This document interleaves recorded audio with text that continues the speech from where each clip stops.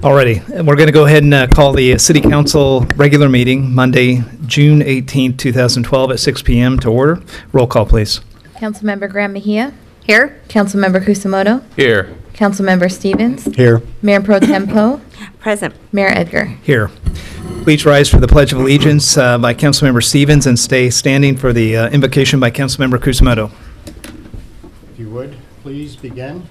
I pledge allegiance to the flag of the United States of America and to the republic for which it stands, one nation, under God, indivisible, with liberty and justice for all. Please bow your heads. Lord, just thank you that we can all be here in carrying out the business of the city.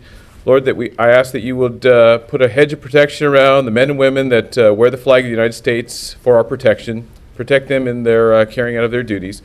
Lord, also coming up, we are going to celebrate our country's birthday on the July 4th. Ask that you will keep all of us safe and have us enjoy the festivities.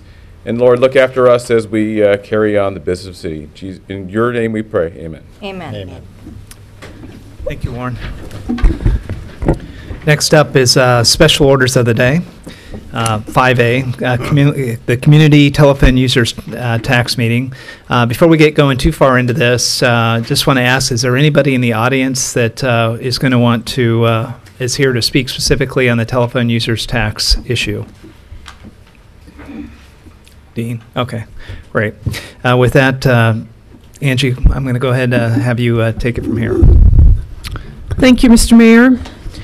We have a presentation, PowerPoint presentation that will be presented by City Attorney Sandy Levin and myself. We also have a handout. For those of you in the audience, there's a handout in the back table of the presentation, so help yourself.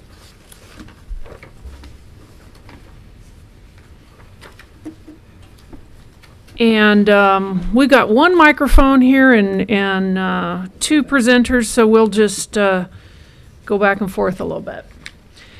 This is the second of two community meetings to present to the community the issue of telephone users tax. The council will be considering later tonight in the regular meeting agenda this issue and whether to go forward with this issue, but before they do that, they wanted to reach out to the community to present information and provide an opportunity for residents to provide feedback to the council. So without further ado, let me describe for you what is the telephone users tax, or TUT. Telephone users tax it's a general tax that is currently assessed to all residents in the city at 6%. Most cities have a telephone users tax, but the rate at which it is taxed to citizens differs from city to city. It is for telephone services billed to Los Alamitos addresses, so not only residents but businesses of Los Alamitos addresses.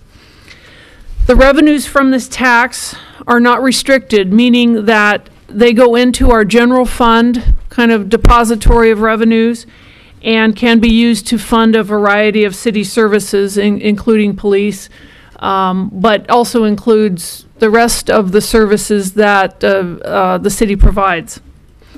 The telephone users tax is collected from customers by telephone carriers and then remitted to the city. So it doesn't go directly from residents to the city. It goes, for instance, if you have Verizon as your carrier, it will be collected by Verizon and then remitted to the city by Verizon.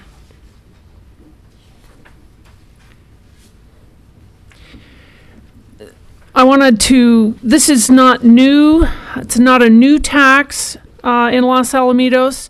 The tax was implemented in 1991.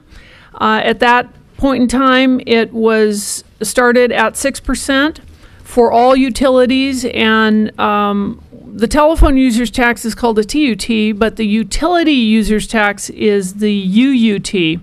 So again, it's one telephone users tax is one portion of the UUT, but the important part here is that it was implemented in Los Alamitos in 1991 at 6%. And then if you follow the brief history here, in 2001 there was a temporary reduction from 6% to 4.5%. 2002 it was reaffirmed, no rate increase. 2003 another temporary reduction for a period, 2 periods of time, and then as recently as 2006 there was an update done.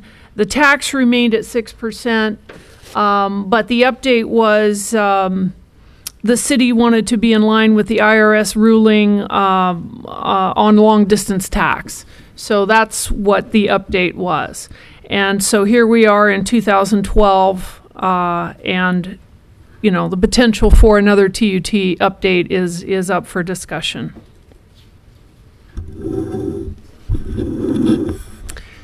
So the question that's going to come before the City Council next month, and there are some preliminary issues on the agenda this month, is whether to put a ballot measure on the ballot that would modernize the telephone users tax, the TUT.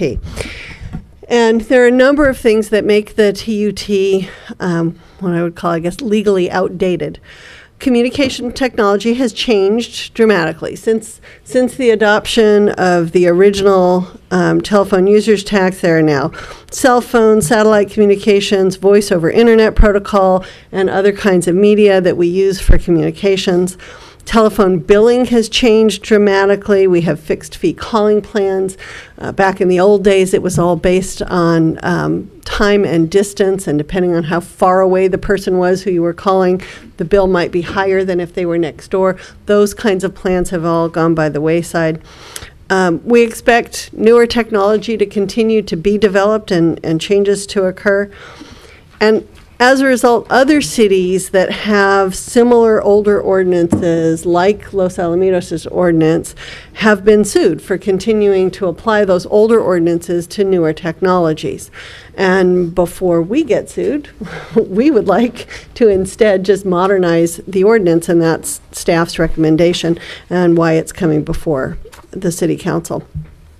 In addition, there's Proposition 218, which was a voter initiative measure enacted in 1996 in California to close loopholes in Prop 13. It made additional requirements of voter approval for taxes and certain kinds of fees. It grandfathered in existing taxes, but it means that a change in the telephone users tax, even if it is just to modernize the ordinance and make sure that it applies to newer technologies, has to be voter approved. So even if this goes before the City Council and gets approval, all the council can do is approve it to place it on a ballot measure, and then the voters would have to approve it before it could take effect.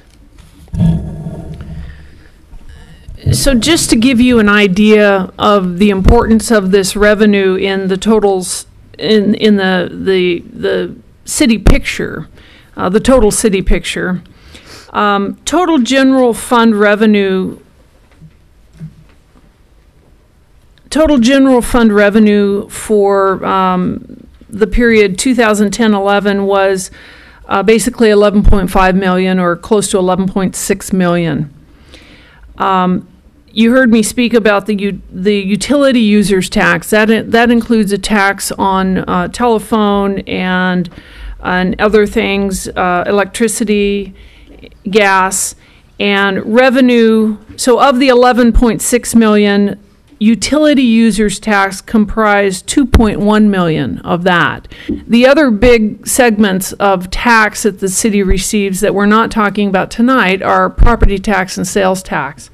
But so we have total general fund revenue at 11.6 million, utility users tax at 2.1 million, and then finally the telephone users tax piece of the pie, and that is 639,000, and that represents 5.5% of the overall city revenue.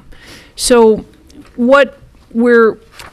that was a breakdown of how it fits into the city's revenue picture, and underscores the importance of this revenue to the city.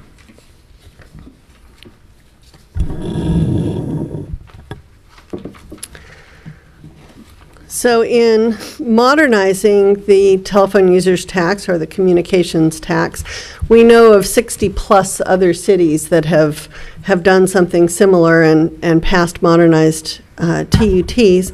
And the general focal points of those ordinances are to eliminate outdated terminology, references to wired networks or other restrictive terms, to provide new definitions so that all users of communication services will be treated the same regardless of whether they're using older technology or newer technology. Either leave the tax rate as is, which is 6% in the city, or reduce it potentially to 5.5% or whatever number the city council might choose. It would expand the base by including the newer technologies, VoIP, broadband, paging, private communication lines, and basically means that the tax would be on communication services regardless of the means of transmission or conveyance, so that everyone is treated the same. It does not tax internet access. That's a question we get sometimes. It doesn't tax internet access. That's covered by a federal law, and we don't have jurisdiction over that. The new ordinance would need to be approved by a majority of the voters. That's 50% plus one, and then it would replace the old ordinance. If the new ordinance is not approved, then the old ordinance remains in place.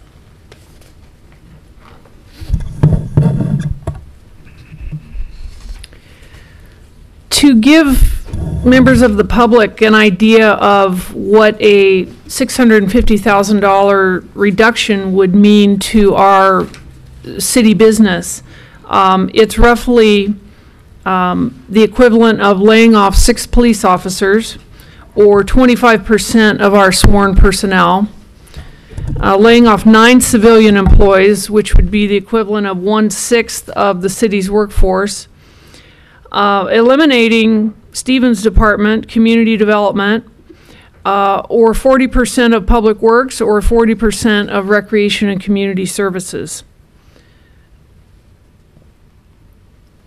And then, if all those people are gone, obviously the impact would be huge on city services, including, as you might imagine, reduced police services, reduced park maintenance, street maintenance, facility maintenance, elimination of recreation programs, reduced community development services, and then reduced hours and general customer service at City Hall.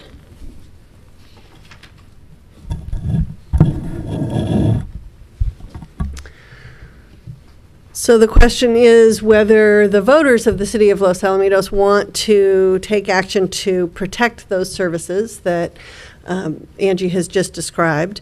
And they can do that by approving a modernized ordinance that would provide greater security for that telephone users tax revenue that we use every year to provide police and other services. In presenting it to the voters, you can either keep the tax at its current rate or reduce it to 5.5% or some other number.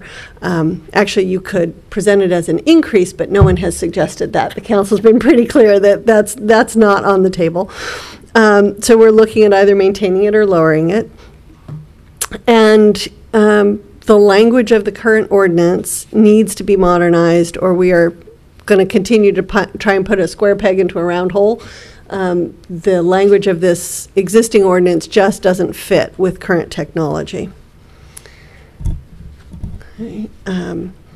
Just to give you an idea of what other cities are doing, we were able to locate 64 different TUT measures on local ballots that either reduced or maintained the tax rate while modernizing the ordinance, and of those, 61 passed. And actually, of the 3 that failed, one of those failed because it was styled as a special tax instead of a general tax. It got majority approval, but it didn't get all the way to 2/3. Having a clearly worded ordinance is your best protection of those city revenues. And I think Angie and I both agree that education is the key to success. We want to make sure that the voters understand what is being proposed here and what's not being proposed here. So we're both available to answer any questions that anyone might have. Great, thank you.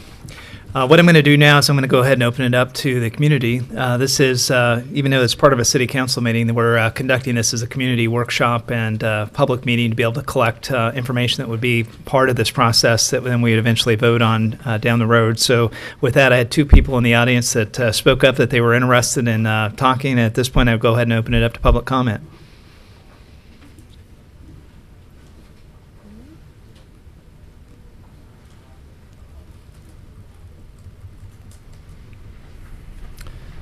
Hey, Dean. Good evening, members of the City Council, Mayor Edgar. I have a couple questions. We had an informational meeting that was conducted after the last City Council meeting. How many people from the public attended that meeting? There was 1 person in attendance. And based on the attendance that we have here, there may be 3 actual citizens in this meeting. So I believe that not enough information has been put out for people to weigh in on. I suggested at the last meeting that the Chamber of Commerce be involved. I sit on that board of directors, and there was nothing brought to the board at the last council meeting. I'm sorry, at the last board meeting, which was last week. So if that outreach was done, it didn't make it through the rank and file, if you will, of the chamber. You say in the summary that the voters would be proactive to protect public safety. Every time a tax is talked about to the public, it always is tied to schools, public safety, senior services, all of the things that tug at heartstrings. That's the way the state operates. That's the way sometimes the county operates. And frankly, from the presentation tonight, the utility tax goes into the general fund, and the general fund can be used for anything. So to use the phrase that it's going to be proactive to protect safety, to me is false and misleading.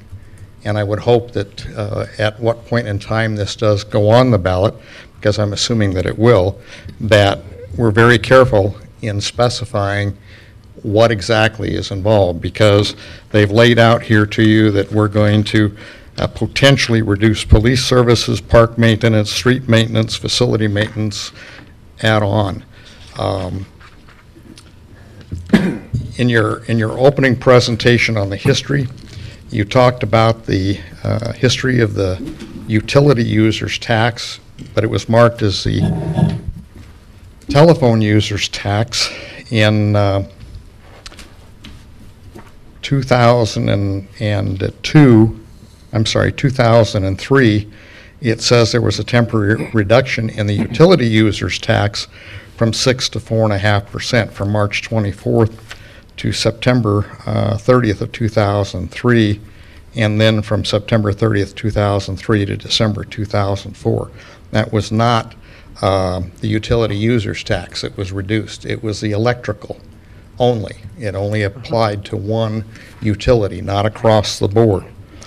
And that had a sunset clause in it, allowing the council to continue that. That was because the electrical rates were quite high, and instead of allowing it to continue in December of 2004, council was told that if you let it go back up the 1.5%, you will have sufficient revenue coming into the city to make your bond payments for the park that was purchased, Laurel Park. My understanding is the city's looking still to try and figure out if they can refinance that as well. And I raised questions at the time that the purchase was made for Laurel Park, and I believe one of the prior council members told me, gee, it's an investment, it's like your home. You've got a 30-year mortgage. Well, there's a 30-year mortgage on that park, and probably a handful of us are not going to be around to see that mortgage retired, in particular if we refinance it. So with the economy being the way that it is, I'm hearing the same kinds of rationale coming down that the state and the federal government tend to use to try and inflame the voters. And I would hope that this council will be a lot more transparent in that particular process. One of my questions, you say the keep it at 6% or reduce it to 5.5%. My question is, why 5.5%? What's magic about that number? When I've asked these questions, when this has come up before, there was no way of knowing how much revenue is not being currently charged from the standpoint of the voice over internet, things of that nature. You make reference that it won't affect the internet, and yet that's the key transmission for a lot of the newer technology that's going on. And you say specifically it does not tax the internet, but if it is voice over internet, it has that same potential.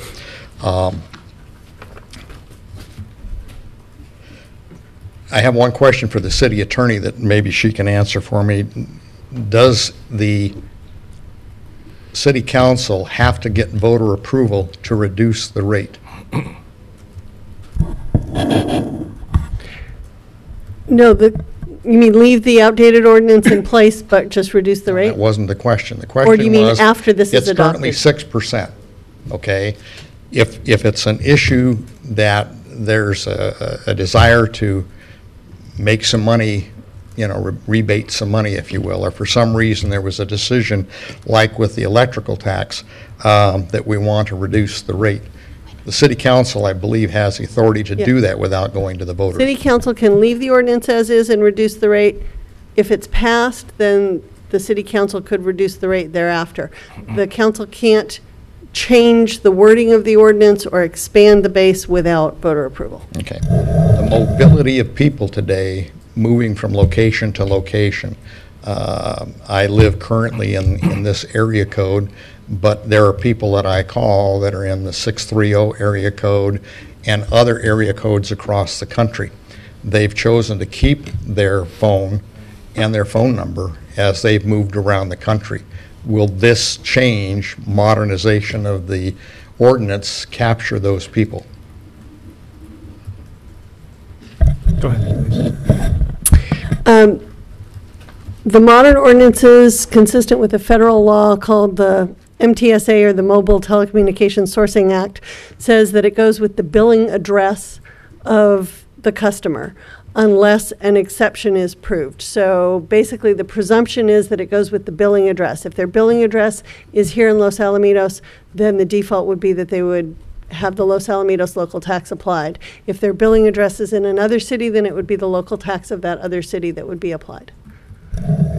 So we really don't know that as well. If it's a business telephone from a person that lives in Los Alamitos and it's a business phone provided by a company in Los Angeles, where the billing would go, it would not affect that at all either. Right, if the billing address is in Los Angeles, then they're paying 9% in Los Angeles. Okay. I don't have a problem it being put on the ballot, but I think there's a whole lot of additional information and education that needs to be provided. Whether it's a resident or a student that has a cell phone or these throwaway phones that are available, there's a lot of things going on with telecommunications, and that's probably the reason for the lawsuits in other cities. We should protect the city from liability exposure, but I really want to make sure, reading some of the ballot measure pro and con that's provided in the staff report on this item, there's some real miscommunication going on with those to the public, trying to persuade from the standpoint of what they do. I haven't heard yet that this is not going to be an increase in tax, because if I'm currently not paying tax on voice over internet, and if I'm currently not being charged tax on cell phone or T1 type service, which I have, then it is going to increase my tax, albeit maybe at a lower rate, but it is going to increase it. And the last 2 or 3 times that this has come up, it's not possible to find that out because apparently it's up to the different providers. And I would think that an audit of the providers might help get a better understanding. Is this entire exercise necessary, or is it truly going to protect the city from litigation coming down? Because even if you put it in place, it's common knowledge that you can sue virtually anybody for anything, and they may be suing the city for something unrelated that puts it into this in the same process. So I would ask the council to go ahead slowly on this process and make sure that they have all of the information at their fingertips when they decide to put it on the ballot. Thank you. Great. Hold on just a second, Mr. Gross. So let's, what I'd like to do, since we don't have a lot of folks in the audience, let's methodically take the questions as they come, because you really had 6 items there. 2 of them I think got answered. First item was the commitment to the community, or the communication to the community. Your concern is, did we communicate it enough? Angie, let's talk about our communication strategy. Let's talk about the work of the ad hoc and what we've been trying to do. Whether we got the outcome or not, we need to talk about really what we tried to do first, just so you have an understanding. Well, I think it's important to know that the council wanted to outreach to the community even before contemplating whether it should be on the ballot or not. So we realize this is a busy time, May and June for everyone, but there were 2 meetings scheduled, one last week and one this week. 2 press releases were written, sent out to all the major media outlets that we know of, including in Long Beach. And I called the president of the chamber, John Osborne, myself, and had a very nice conversation with him. And he told me that he would do his best to attend the meetings and make the chamber aware of what was going on. And so,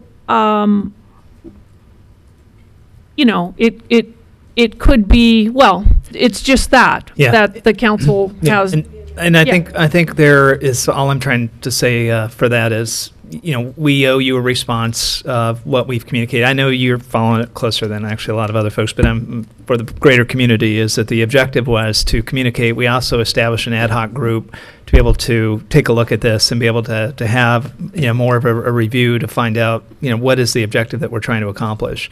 So on the communication, we're not defending it or pushing back into you. We're just saying that's what we did.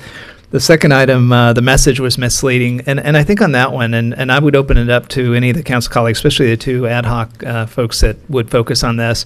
From my perspective, I think what we tried to do there is to quantify the data the best we could. We know that there is a hard challenge to try to get information from phone companies to find out what the value of that UUT is because of the things that aren't taxed. Your theory is you are broadening the base. Some of the examples you use means that if I didn't pay tax today, I may have to pay tax tomorrow. And that's true. But we're trying to say, look, in a kind of a fair way, that's why we want to lower the utility users tax.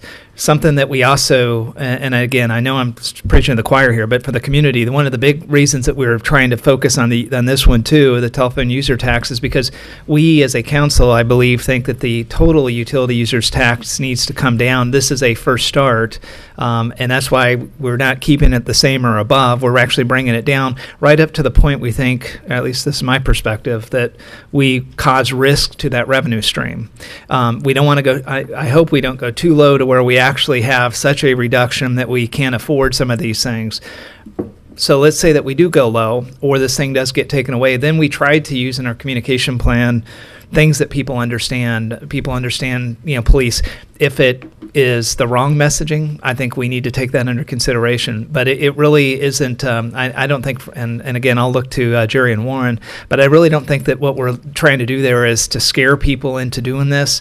It's these are things that people would understand. You're absolutely right. This money goes directly into the general fund, and like we do every year at budget time, June 30th, we're all making a determination on subjectively where do we want to cut.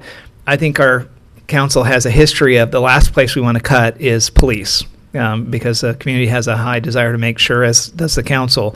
But again, I think we have to kind of package an amount and then give it into terms that people understand. Again, not defending that as a communication strategy, but just to explain, I think, Jerry, Warren, anything you want to add on the communication part of that? I think you did a fine job. Warren? Yeah, no, I think so. Okay. Yeah. On the utility users tax item number 3, the electrical, on electricity and the clarification, Angie, and I'm watching Maryland too, because I don't remember that as it went down, so I just was going with what was in the staff report. It appears that we have a correction that needs to be in there that better explains what happened to the electrical or the utility as it pertains to electricity. Is that correct from what I just heard after Mr. Gross went through that? Well, on that slide, it doesn't go into great detail. The explanation is that it was showing that the total UUT has been reduced different times. The electrical is part of the UUT. Mm-hmm. So maybe the change could be made in the title of the slide, because it's not just a history of the TUT, because UUT is mentioned throughout. I think that comment we should clarify in any of our communication that we're talking specifically, so it doesn't make it seem like we're trying to do something that was not clear or tricky. Okay, so that was the, and anybody up here, please stop me if there's more clarification you want to add to that. The other item up here, you said the voter approval to reduce rate. I think you got the answer. We could reduce it, we could agendize it in the future and do it in 2 meetings and be done. I think really what the council's trying to do is protect that revenue, not just reduce it. And on the ordinance and the billing address, I think you got the answer there. Anything else that, again, not on the defensive? City Attorney. I had one that, sure. That he asked about taxation of the internet, and I wanted to try and clear that up. There's a federal law that says we can't tax access to the internet. So the charge to get access to be able to go on the internet, we're not allowed to tax, and this tax wouldn't cover that anyway.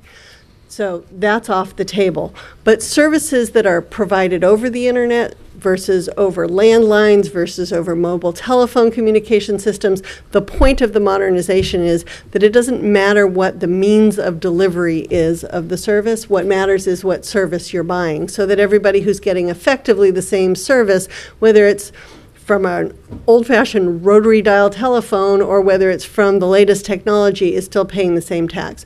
So yes, if the service is delivered over the internet, it's still taxable. It's not that anything that touches the internet becomes not taxable. It's only the specific charge for access to the internet that is not considered a communication service and is not taxable. So, sorry, a lot of detail in that jargon, but you asked, so I wanted to make sure that I gave you the explanation. Is Skype included in that for people that are using Skype? I believe it is, but there are some jurisdictional issues there too that make it a little complicated. So there's nothing simple about telephone users tax in any arena. The best way to know, as an individual customer, you have better information than we do as a city. The best way for you to know is to look at your bill. It should be called out separately. If a local utility user's tax is being applied to your bill, you should be able to see it right there on the bill. It may not say Los Alamitos, it might say local utility tax, but if you have a billing address in Los Alamitos and you have a local tax on there, it's pretty definite that that's going to be our telephone users tax. The only other question or the comment that I would make is that the reason for doing this is that the ordinance is out of date. And it might be helpful as part of a community education program to be able to identify what that means and where it's out of date. To say new technology, yeah, we have new technology on the electric now with the smart meters. And we're soon to have that same technology coming down the pike with the gas company, because they're going to go to smart meters the same way. We also, from the standpoint of resources, natural resources, we're going to be looking at severe rates with water in the not too distant future. And those are all going to impact. So if we're going to be correcting all of this, we need to look at all of the franchises or the utilities and make sure when we do this, we do it one time and it's packaged in such a way to where it's understandable by the average ratepayer that's going to be voting on this. So thank you very much. Thanks for your time. Marilyn, you had a comment there? I just have a question. When you talk about the internet, Verizon has the bundle, so that includes the internet, the telephone, and the TV. And shame on me, I didn't look at mine, but I believe that the utility tax is on the total. I'm probably wrong, but so how would that be affected with that bundle? There's a whole body of law about bundling of services, but the rough explanation is if the carrier bundles the services together and doesn't keep records, doesn't necessarily have to be on your bill, but they don't keep records showing what portion of the charge is for which service, then it all becomes taxable. If they segregate it in their records, then they can tax just the telephone piece. Okay. Okay. So there was actually a case where a taxpayer, a customer, sued their telephone carrier for bundling everything together and causing them to have to pay more taxes as a customer. And the court said, sorry, you chose your carrier and you have to live with it. And you chose the bundle. Okay, thank you. All right. Next up.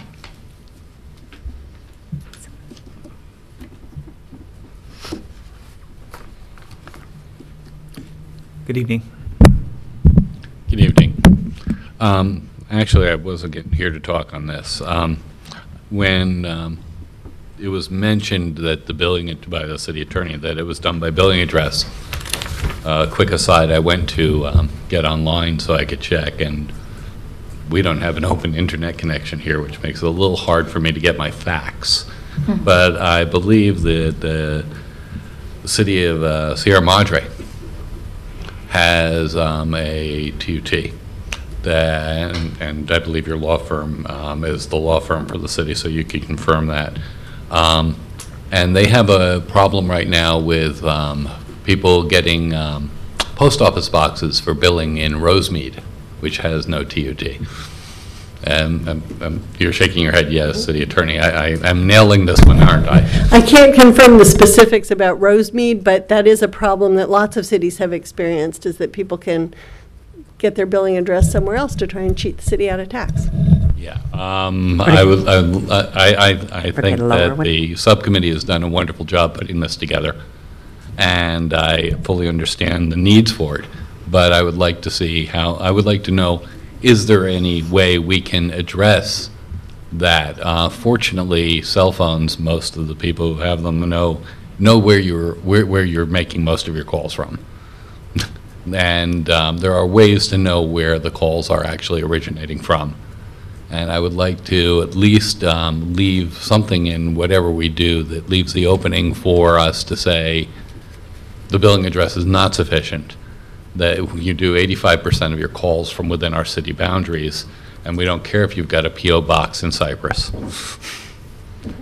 that we can recapture that, because tax fraud is an issue. And I believe Sierra Madre is now dealing with that issue right now, and I'd like to see our city avoid it. Okay. Thank you very much.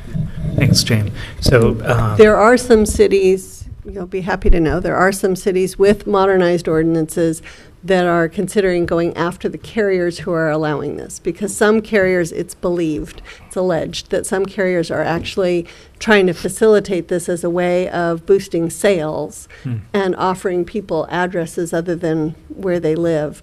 So cities with modernized ordinances that have a stronger kind of legal footing or foundation are talking about maybe going after some of those carriers and trying to change that practice.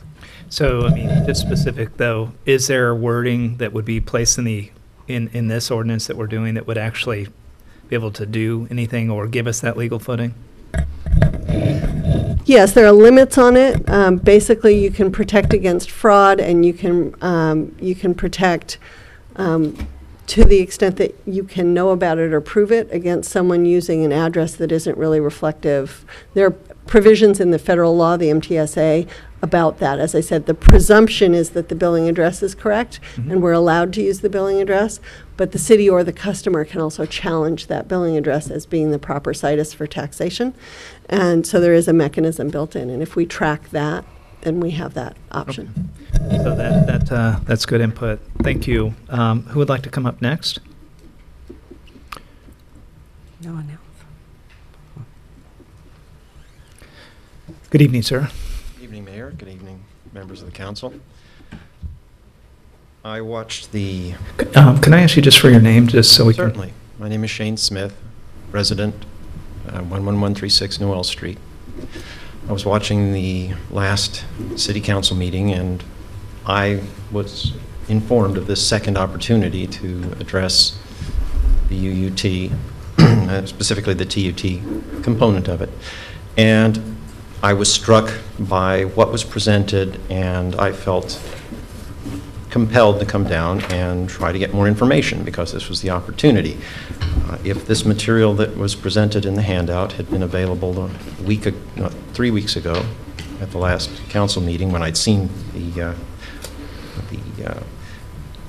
rebroadcast, I might not have come, but just out of the need to get a complete story, I probably would have showed up anyway. I think the first presentation, well-intentioned, was a little less than comprehensive as far as the information that was provided in the second meeting here. I got a lot of personal feeling from the various members of the council and those that approached the council and expressed their opinions, and there wasn't a whole lot of evidentiary data presented that I could assess what was going on, other than I too went and looked at my bill and realized, yes, I've been paying this tax for as long as I've been a resident here, and I don't have any holes through me financially because of it. I considered it to be a perfectly legitimate and rightful assessment, and I consider the arguments that Mayor Edgar made this evening about retaining a revenue for the city to be perfectly valid and acceptable justification for presenting an updated measure so that the residents would be able to know that they were participating properly in paying a tax that is perfectly legal, legitimate, and salutary to the city. I find it very difficult to join forces with individuals who are not paying taxes on this particular tax to, the way I was saying, trying to continue not to pay it. I feel there's got to be some way, a simple way, that the residents who live in Los Alamitos, who have a rental payment at Los Alamitos or a mortgage payment or own their properties outright, are proud enough to say, I'm a resident and this is part of my way of supporting my community, and therefore I don't mind paying 6% on my telephone bill. I mean, that's trivial for people in the city who, according to the Chamber of Commerce link from the City of Los Alamitos website, I think they said the median income of Los Alamitos residents was on the order of $76,000. Now, the amount of money that we pay as residents for our phones can vary all over the map, but 6% of that certainly doesn't impact the median income earners in this city.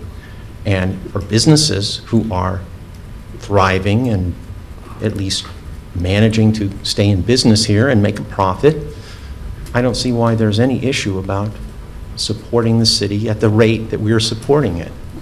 I'd be happy to see this come out as a measure, properly identified with the citizens made aware of all the facts and why it's necessary and explaining it down to the details.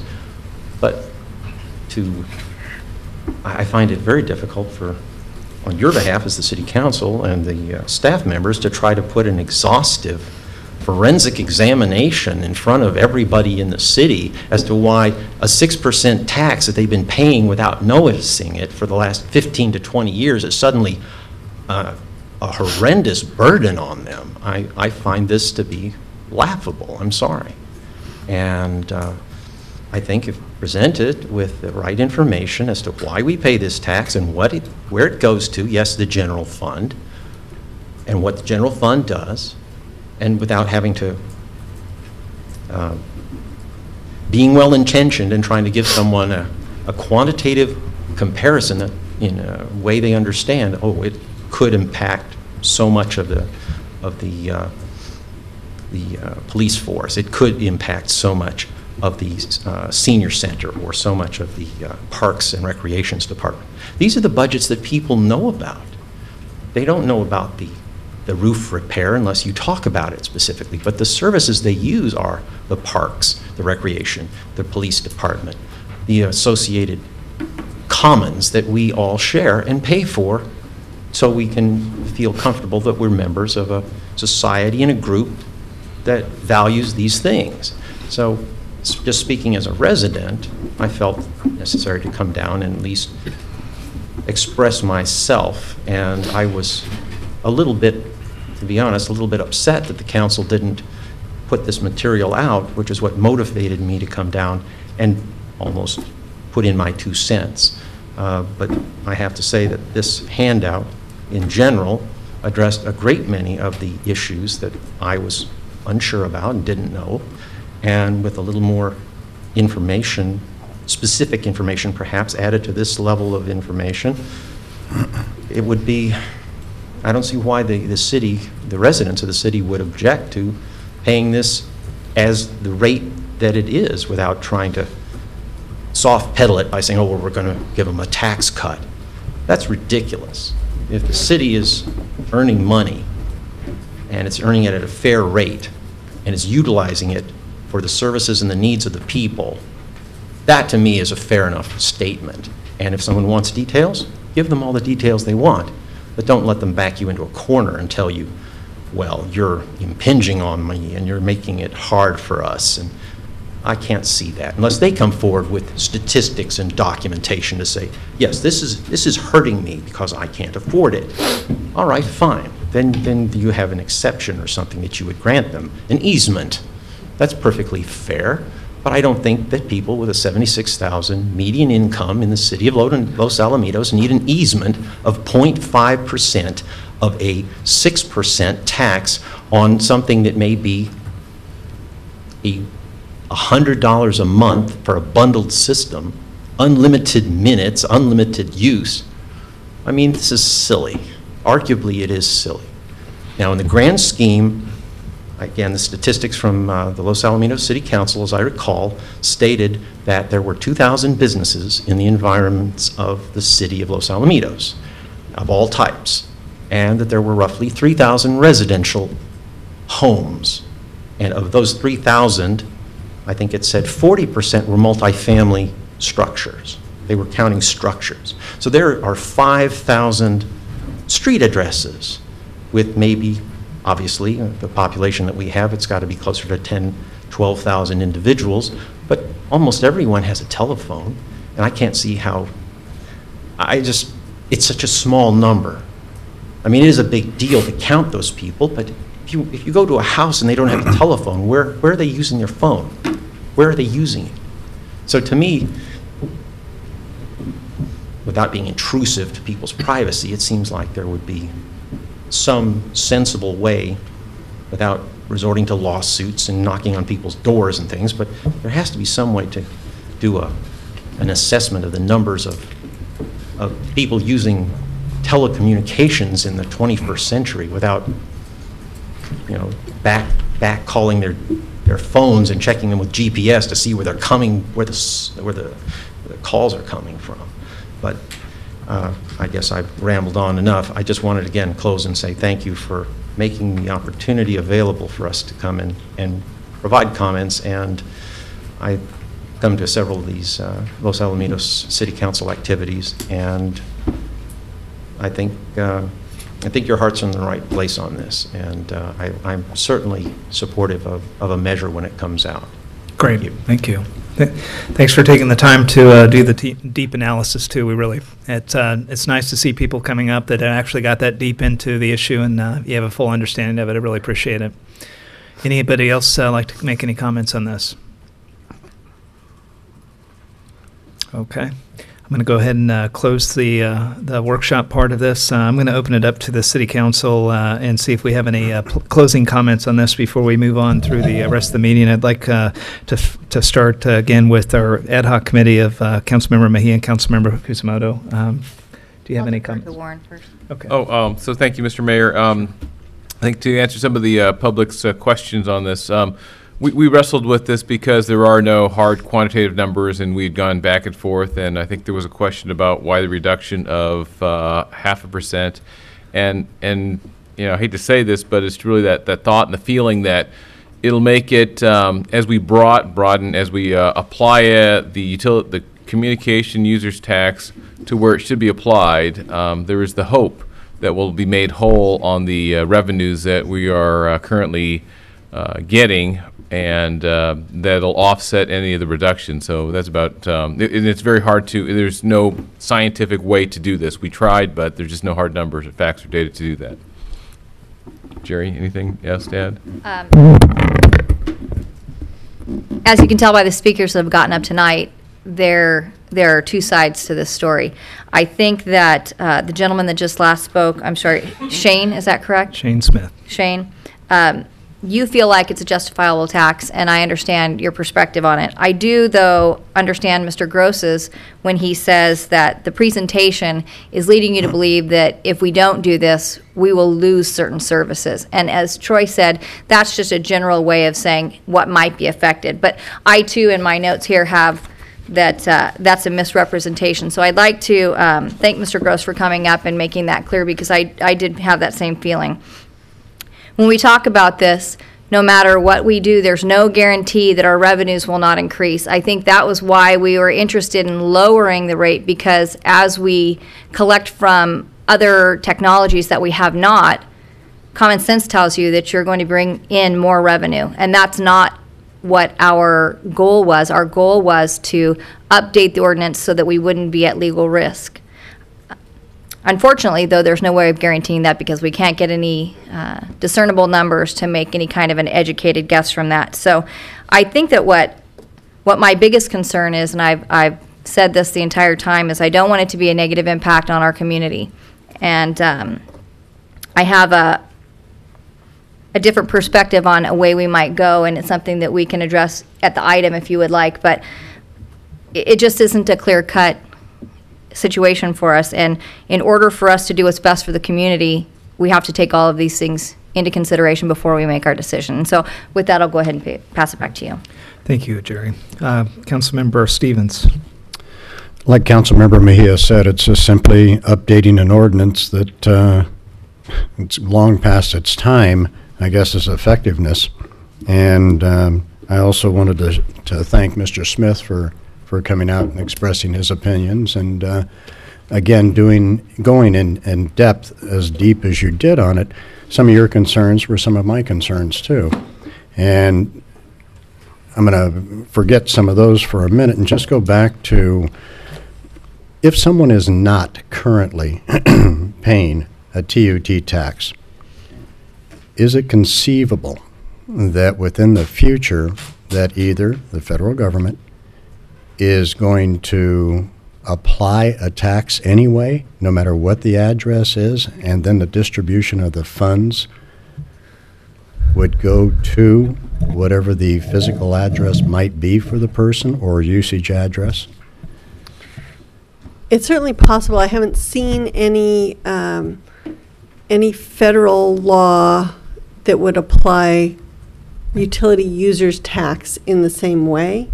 But there have been federal laws introduced to try and stop local agencies from collecting these kinds of taxes. And presumably there's some long-term plan there to bring the sales within federal tax, but I don't know what the strategy is at that level. All I know is that there have been bills introduced to try and limit what local jurisdictions can do, grandfathering in existing utility users taxes. So sort of it would be, from my perspective, a prudent thing to do to get our ducks in a row and get the best ordinance we can on the books before that kind of legislation would come into effect, because if it does happen at the federal law, we'll be stuck with what we have that's grandfathered in. That's sort of what I was getting around to, because it seems like, again, with everything that everybody's going through, that it's being positioned that there is going to be some kind of a cost to everybody, no matter where they're at. And it's probably going to be a direct cost and a burden put back onto the carrier to pick up that money and then find a way of distributing it to the cities, if each one of the cities has their own ordinance updated correctly. Did you want to say something on that, or you're sort of agreeing with me?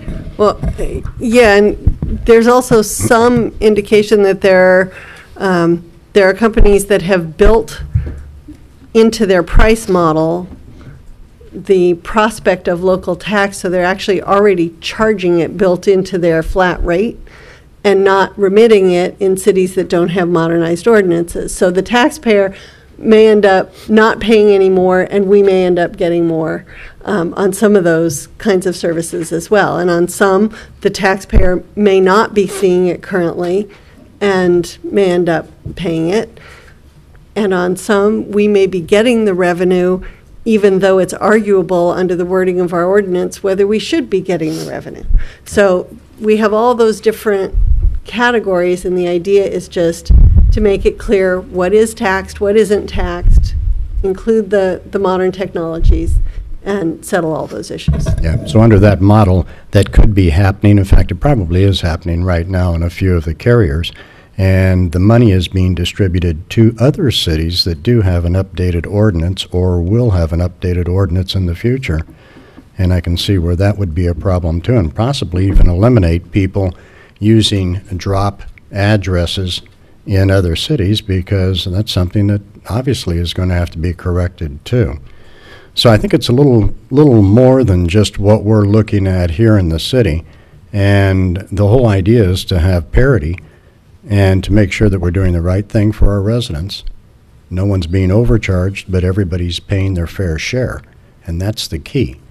And especially when you're living in a city like this, it's pretty important, as far as I'm concerned, that we maintain things correctly for the residents. And like a few other people that spoke, whenever we hear about the reduce of services, police services, park maintenance, street maintenance, facilities maintenance, elimination of recreational programs, reduced community development, those are all things that, yeah, those are all triggers. And I don't want to see that happen. I don't think it will, either way. And that's something that quite a few of the other cities around have used. And as Mr. Gross said, the state and the federal government are both using it. There's two sides to every coin. In some of the cities around, they are using it because they're right. They do have a problem. As far as the state government goes, who knows? Who knows right now? We can't even get straight figures out of the state right now. As far as the federal government goes, it's the same way. But the impact right now on the individual cities is dramatic. And all you have to do is read the newspaper, and you can see what some of the cities around us are going through. It's not a pleasant situation to have your neighboring cities going through tough times. But it's also our due diligence, it's our responsibility to make sure that we don't. And I think by bringing this up, having the open forum, and by bringing it to the voters, to the residents, it's going to make a huge difference. And again, the more clarity we can put behind it, the more information that we can get out on it, people are going to understand. And this sort of is a no-brainer, really. I mean, it's not a additional cost, it's parity. It's parity for everybody in the city. That's all I had. Great, thank you. Mayor Pro Tem Poe. Thank you. I'd like to thank the ad hoc committee for working on this. I understand that everyone is busy, but I'm kind of confused as to why we've had 2 meetings now. We had 1 person show up at the first one, and not that many here this evening. So that gives me a bit of concern. I was on the council in 2002 when we had to go out to the public, to the voters, and have the utility tax voted on. And I remember that was a long campaign. And am I correct, or tell me, please, if we choose to put this on the ballot, once it is on the ballot, we as a council and from this dais cannot campaign for this. Is that correct? That's right. City resources and funds cannot be used to campaign regarding a ballot measure, even if it was one that the city council put on the agenda.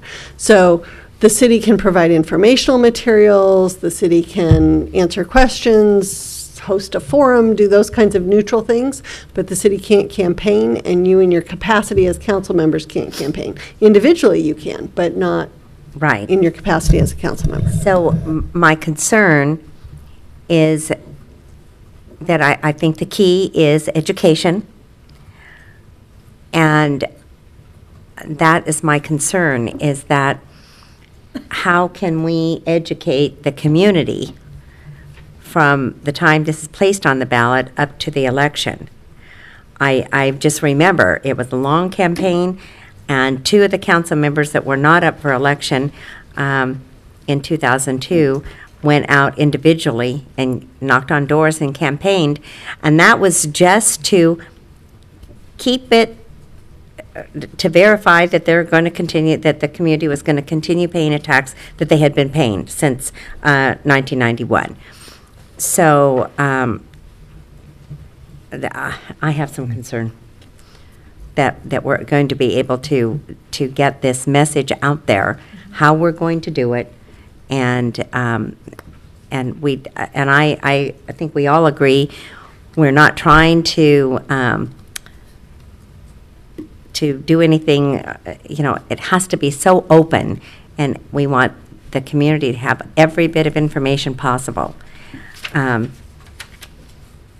we're just updating the ordinance, and I think it's been explained why the rationale for lowering it to 5.5%. So that's my concern. Okay.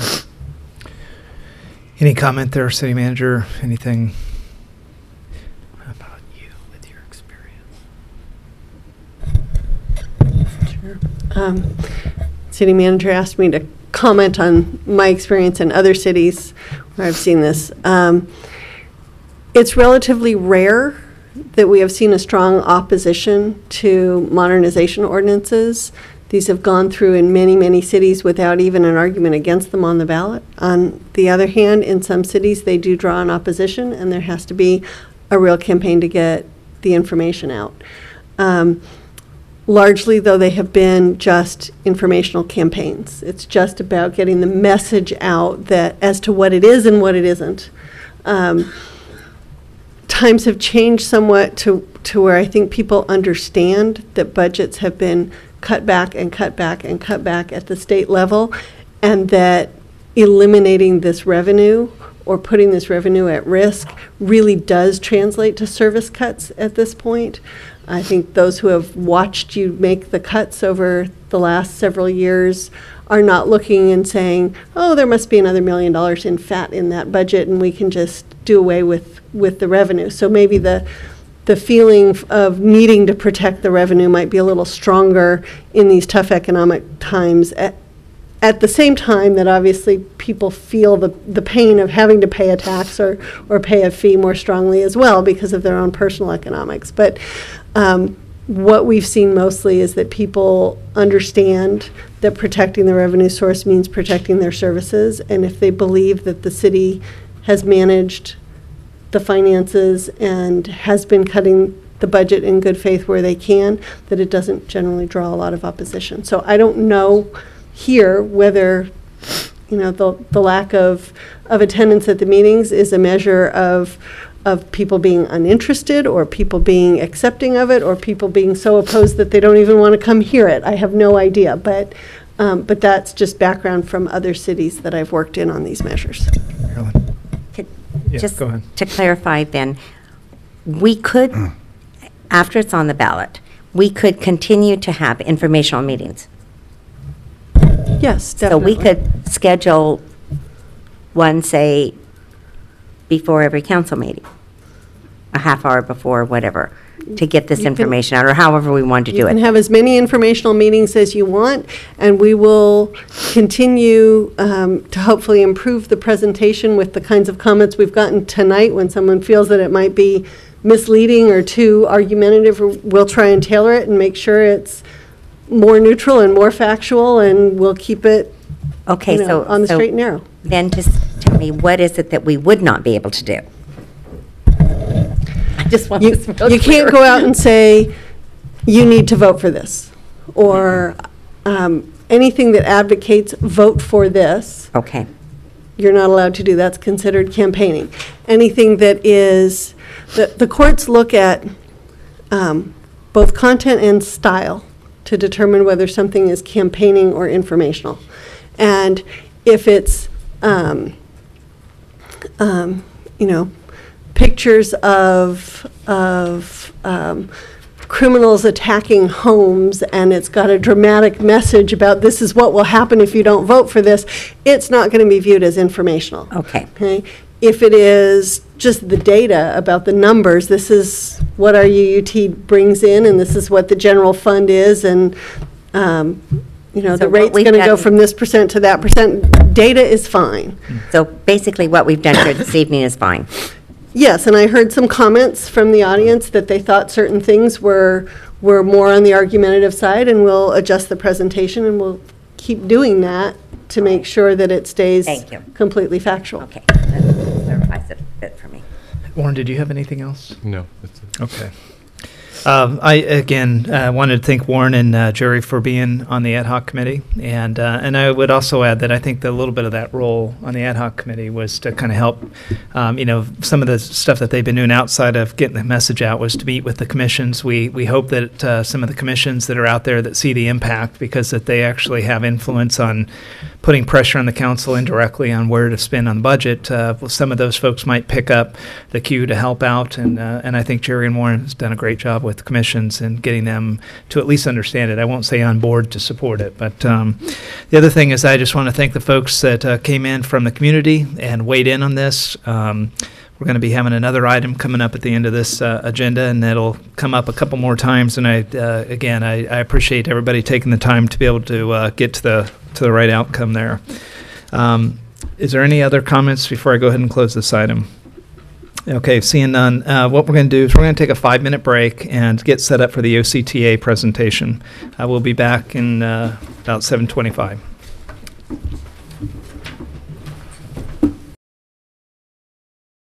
On the presentations, PowerPoint presentation by OCTA, Public Outreach Officer, and we're going to go ahead and turn the floor over to you.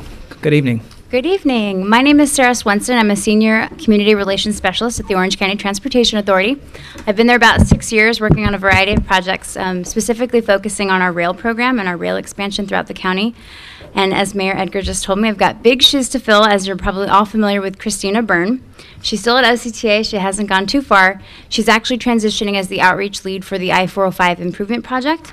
So I've been behind the scenes for the last few months, learning the ins and outs of this West County Connectors project, and now transitioning in as the outreach lead for this program.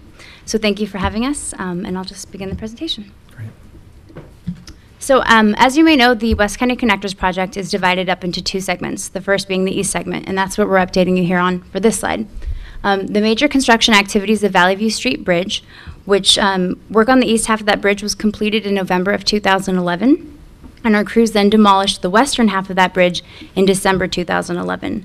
The most recent work that we just completed last week was a 55-hour closure on the bridge, basically for crews to complete the striping and final lane configuration, which is 3 northbound lanes, including a sidewalk and an 8-foot shoulder, and 2 southbound lanes with 2 left turn lanes toward the eastbound Garden Grove Boulevard, and it does not have a sidewalk or an 8-foot shoulder. So the bridge is still scheduled for completion during this month. It's actually open to commuters right now. We've already received a number of emails from residents in the community saying, thank you for opening it, it looks great. So just in the next week or two, we'll have crews completing some minor punch list items on that bridge. Moving over to the west segment is something very similar to Valley View Street Bridge, and it's actually the reconstruction of the Seal Beach Boulevard Bridge over the I-405. This construction will begin mid to late July, so definitely after the 4th of July holiday. And similar to Valley View, it'll be divvied up into 2 segments or 2 phases. The first stage occurring over the first 11 months, and the bridge will actually be reduced down to 1 lane in each direction with a center median dedicated solely to emergency services vehicles. The second stage will be the remaining 12 months, and the bridge will be restored back to 2 lanes in each direction while crews are working on the eastern half of that bridge. The bridge is slated for completion in 2014, and the final configuration will be 4 northbound lanes and 3 southbound lanes. The next few slides are just going to show a sequencing, basically, of our construction work. This is the existing Seal Beach Boulevard, which currently has 3 northbound lanes and 2 southbound lanes. As I mentioned, the first stage during the first 11 months will be shifting traffic over to the eastern half, which is not highlighted, with 1 lane in each direction and a center median for emergency services. And then that red portion that is highlighted is the western half of the bridge, and that's where we will be beginning the first stage of our work. The second stage will be the remaining 12 months, and we'll have the bridge back restored to 2 lanes in each direction, which are the 4 arrows you see in the blue section. And then the red section, which is highlighted, is the eastern half of the bridge, and that will be where our work will be occurring during the second stage. And then this image is a little bit funny, but it shows that the bridge is widened, except it doesn't reflect the new widening of the rest of Seal Beach Boulevard, and we're working closely with the City of Seal Beach for that work. Now, as part of our program, we are very active on our website and our social media sites, and what we're developing is a Google map that will actually have different highlights on the lanes for a commuter or a resident or someone part of the community can click on each one of those lines that you see in the map, and it'll actually give detailed information on the lane configurations from the start point and the end point. So we're still in the development phase of that right now, but this is an idea of what it will look like. And then with our detours, they're highlighted here in blue. We know that it's a major impact to the general community and entirely the region of this whole area. So we're definitely advising commuters to avoid that area if at all possible and use alternate routes, which are highlighted here in blue. And we're advising to use Studebaker and Valley View Street on the north and south routes to avoid this area. And as I mentioned earlier, the Valley View Street Bridge is completed, except with a few minor punch list items, but we want to make sure that commuters know we will not begin work on the Seal Beach Boulevard Bridge lane reconstruction until Valley View is completed. Now, as part of our outreach program, we wanted to make sure that we are updating any and all people who are impacted by this. So last week we presented to the Seal Beach City Council on Monday, and we also made the same presentation to the Rossmore Community Services District on Tuesday, identical presentation that we're providing for you here today. We're also coordinating with the Los Alamitos Unified School District, similar to what we did when Valley View Bridge was down. they actually have a robust community outreach effort for their students, their teachers, and their faculty. So we basically tailor a standalone email for them. They distribute it out to nearly 10,000 students and even nearly 1,000 faculty. So we want to make sure that we get this word out. We have a minimum of 2 emails that we send out to our database every single week. Again, making sure people are aware of any full freeway closures, any ramp closures, and certainly any connector closures. So something similar would be for the Seal Beach reconstruction. As part of our canvassing efforts, this is just door-to-door flyers that we distribute. Typically, we send something to a tailored community, depending on the nature of the work. But for something of this magnitude for Seal Beach Boulevard Bridge, we want to ensure that we're doing all of the residents and businesses along Catella Avenue, Los Alamitos, Seal Beach, and up along the 405 freeway.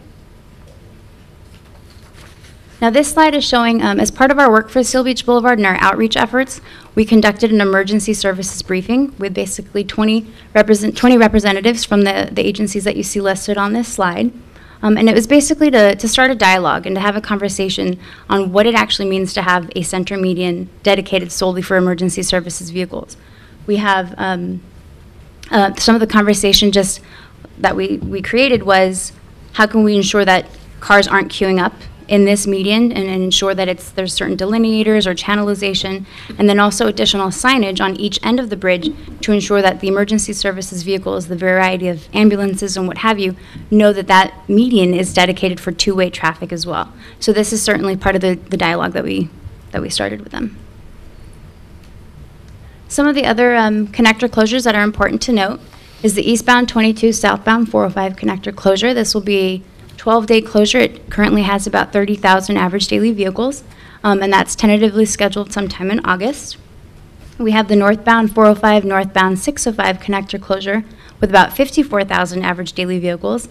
This will actually be a 55-hour closure over 2 to 3 weekends, tentatively scheduled for late July, early August. So in addition to our existing outreach efforts, one of the things that we're starting to do is outreach to our traffic reporters on KTLA, NBC, CBS, and what have you. They actually have a large following on their social media sites and their websites. So we want to make sure that's another way to reach out to the whole region of general commuters traveling anywhere from San Diego to Los Angeles and within Orange County. And then finally, the eastbound 22, northbound 405 connector, that has a very low average daily vehicle travel of about 3,000 vehicles. That will be a 12-month closure in August, tentatively scheduled sometime in that month. And then last but not least, we dedicated a standalone slide to the tunnel connector closure, what we know as a southbound 605, southbound 405 connector. The reason why we wanted to highlight this closure is because it was originally scheduled during the first stage of the Seal Beach Boulevard Bridge reconstruction. So as I mentioned, that bridge will be down to 1 lane in each direction for the first 11 months. So having a connector closure of this magnitude for 12 days would be an entire impact not only to the local community, but definitely the region. So we worked really hard and diligently with our project team to move this 12-day closure during the second stage of construction when the bridge will be restored back to 2 lanes in each direction. And that concludes my presentation. This is our updated updated information with my name and my phone number.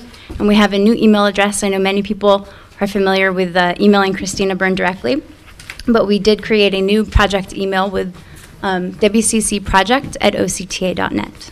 So I'm happy to answer any questions if you have any. Great, thank you. Anybody in the council have questions? No, just thank you for coming. I do. We brought this up a couple of times, you know, the update. So it's pretty simple when you look at it this way. So thank you for coming. Sure, absolutely. Thank you, Jerry. Ken? Yeah, I have a couple of concerns. Again, you reached out to the Los Alamitos School District, and again, with a concern for the students, most of this is going to be happening during the school year. Is the school district going to make any accommodations if the students are going to be a little bit late that are coming in from the other side of the freeway, or? That's a great question. We did coordinate, it's my understanding that we did coordinate that with the bus operations and even with the school district itself during another construction activity where actually school was slated to start 10 minutes later than originally scheduled to accommodate for additional traffic and congestion and what have you. So those efforts are certainly underway, and we're coordinating also with bus operations. Fantastic. Another quick question. And you said it right at the beginning, and it's something that I encountered. You said that there are no sidewalks on the Valley View Bridge, and I can verify that. There is a sidewalk on the northbound side of Valley View Bridge with an 8-foot shoulder, primarily to accommodate for anyone riding their bike across the bridge, but there is not a shoulder on the southbound side of the bridge.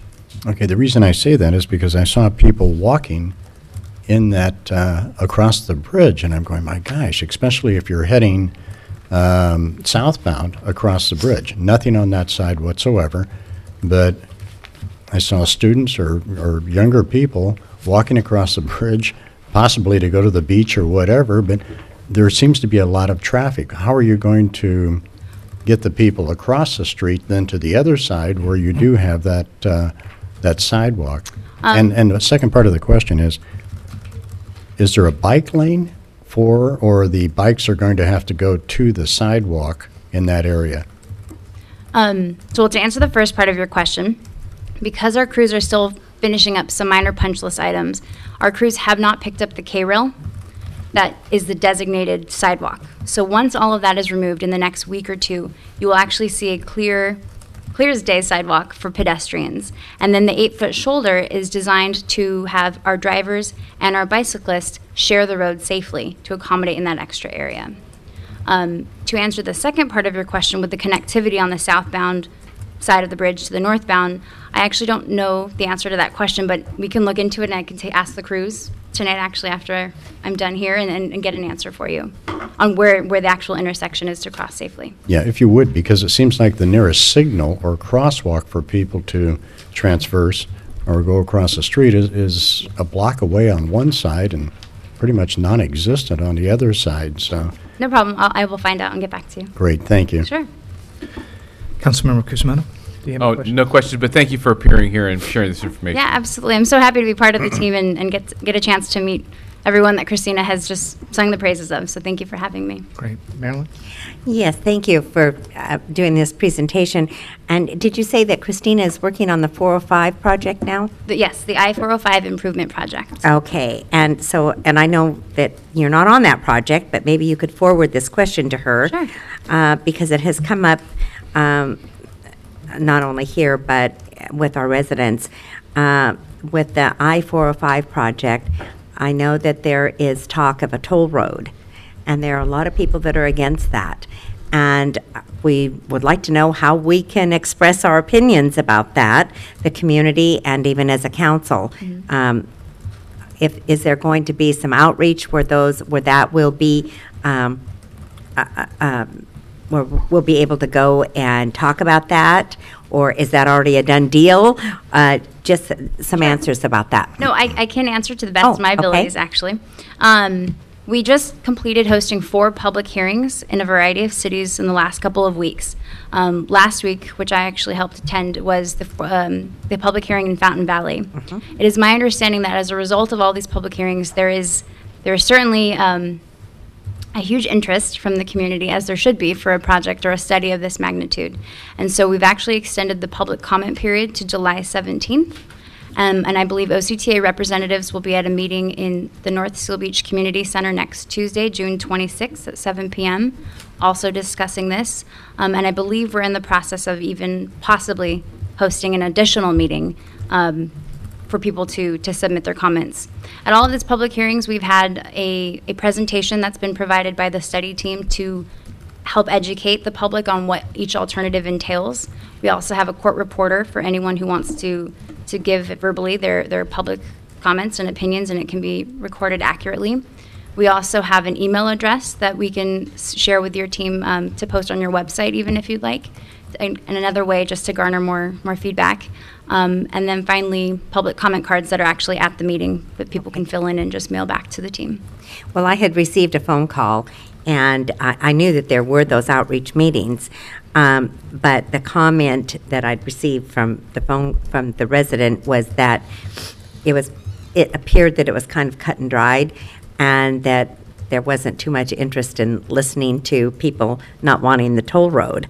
So if we could get those dates for on our website, mm-hmm. So the community would, be able to attend these, that would be great. Right, sure. And thank you. I'm glad you had the information. Yeah, no problem. And at the risk of sounding silly, I mean, the public comments are definitely taken seriously. So Okay. we're really encouraging everyone and their neighbors and their friends to submit comments, and regardless of how they feel on any of the alternatives, because they are taken very seriously and they'll be incorporated into the final environmental document. Great. So Thank I'll you. be sure to email you that information. All right, thank you. So my last comments, if, two ways to influence. You can go there as a part of the public, but we can also agendize and put on our agenda a briefing of this, not maybe from OCTA, but we can get the documents and actually take a position as a city. And I know that's what Seal Beach is planning on doing too. Right. So, we may, and anybody else have any interest in potentially doing that? I'm do. supportive of Okay, that. so why don't we go ahead and put on the next agenda, the briefing of this. Will we have time to actually have that meeting, or is it going to have to be a special meeting? Because I think our next meeting's mid-July. It's like the 18th Yes, our next meeting is July 16th. or 16th. Yeah. So when do you got to have the comments by? July 17th. Darn it. But in the So- meantime, you can post information on your website. We have the environmental document in its entirety on our website as well. It's a very large document, so it might be difficult for folks to just kind of scroll through on the web. I believe they're also, the document's also at the libraries and in city halls, so perhaps, I don't know, I guess you So- don't have a copy, but we can look into Yeah. that. So what we'll do is I'll have the city manager call all the council members. It sounds like there's interest, so we may have a special meeting just to have a discussion about this. We pretty frequently, when there's stuff that affects us outside the city, a lot of times we'll go and do this. So just so that we can get our mind around it, be constructive and not destructive in your process, and we'll just go through that more methodically. We'd like to coordinate with you. I could see Angie's got her phone number she's going to give to you, and you gave me your cards earlier. Okay. So we'll get together, put together a special meeting so we can give you some good comments and feedback. Sounds great. Great. Thank you. Mayor, one thing we might want to also consider, because it could be something more immediate, is LATV having something on there that makes people aware that this is potentially going to happen unless there's public outreach.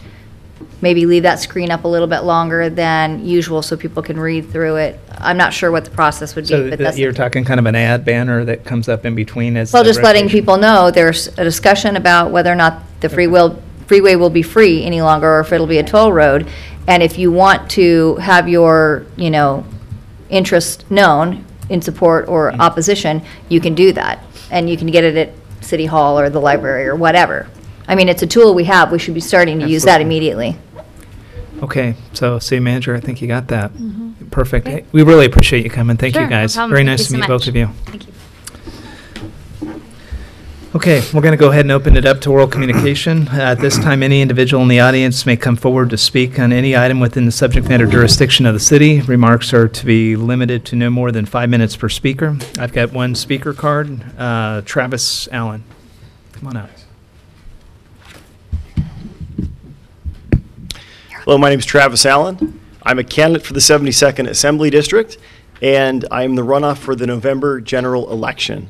I wanted to reach out and thank all the voters of Los Alamitos for their support.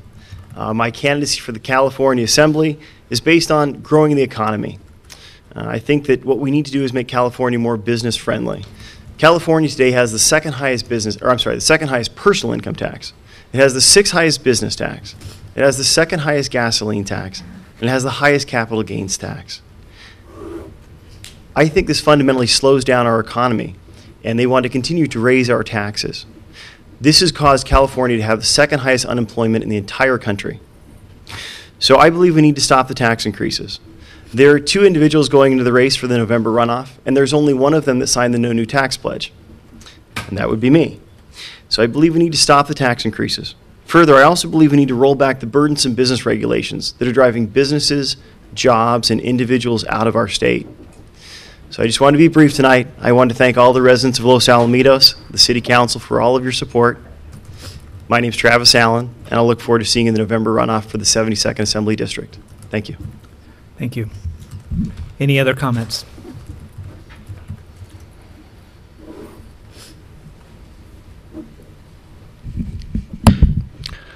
J.M. Ivler. In the late 1990s, one phrase kept on ringing out, particularly from Republicans, and that phrase was the rule of law.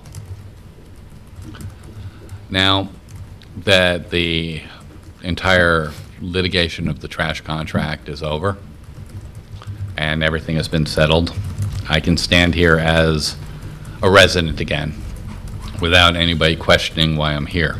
I also want to clarify that what I'm saying today has nothing to do with any political races that are being run.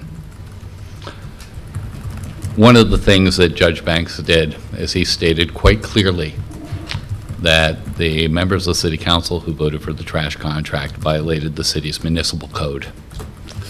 This was not a question, this was a statement that the code had been violated.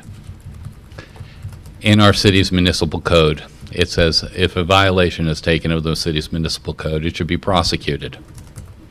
And that there is a 6-month or $500 fine, it's a misdemeanor. I have waited patiently for this to happen.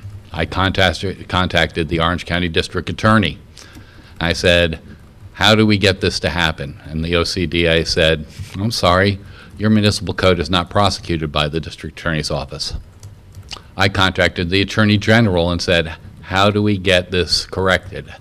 And the Attorney General said, the only person who can actually do that is the prosecutor for your city. In order for something to be prosecuted by the City Council has to agree to send it to a prosecutor, which means it has to be agendized. In 6 months plus that the judge has ordered that the city, three sitting city council members and one former city council member violated the city municipal code. There's been nothing put on the agenda to send it to a city prosecutor. I would like to see an agenda item at the next meeting that states that we will send this to a city prosecutor to have the prosecutor determine whether or not to prosecute the judge's statement that the members of the city council who voted for the trash contract violated the city's municipal code, which in itself is a violation which is prosecutorial according to our city code. No one should be above the law. Sitting on that dais does not protect you from violating the law. The law has been broken.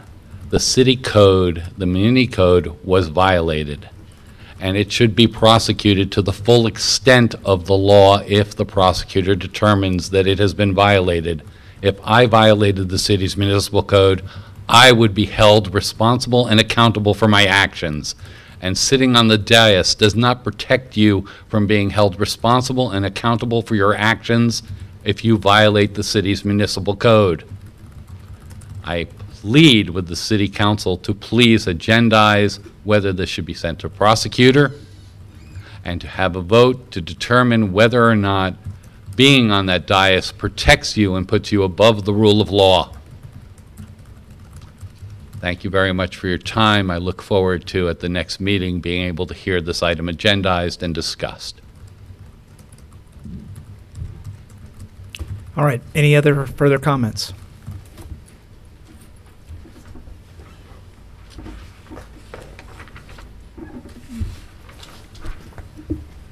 My name is Tom Rothwell. I live in College Park North, and I want to make sure that the invitation from the community of College Park North has been received, and I hope we'll see you on the 4th of July. We've enjoyed your visits in the past and hope that we'll be able to do that this year on the 4th of July. And Vivian is chugging along fine, and she asked me to tell you she's chugging along fine. All right. Thank Tell you. her we said hello. What? Tell her we said hello. I shall. Thank you. Bye-bye. Thank you. All right, any other comments? Okay, I'm going to go ahead and close oral communication. I'm going to move on to register major expenditures. Do I have a motion? I'll move approval. Okay, I have a motion. Can I get a second? I'll second that. Go ahead for a roll call vote. Councilmember Graham Mejia. Aye. Councilmember Kusamoto. Aye. Councilmember Stevens. Aye. Mayor Pro Tempo. Aye. Mayor Edgar. Aye. Next up, the consent calendar. All consent calendar items may be acted upon with one motion unless a council member requests separate action on a specific item. I've been made aware that there's 2 items that have been asked to be pulled. Councilmember Mejia asked me to pull item A, approval of the minutes. We're going to look at that and do some modification work. And item F, which is the approval of the notice of the ADA accessibility ramps in the apartment row. Would anybody like to move or pull anything else? Pull B, please. Polling B. Anything else? It's going to be a full night. Can we pull C too? Just for a brief. Are you kidding? No. Sorry, guys. Okay, so E and G is still remaining. Anybody like to move that, or?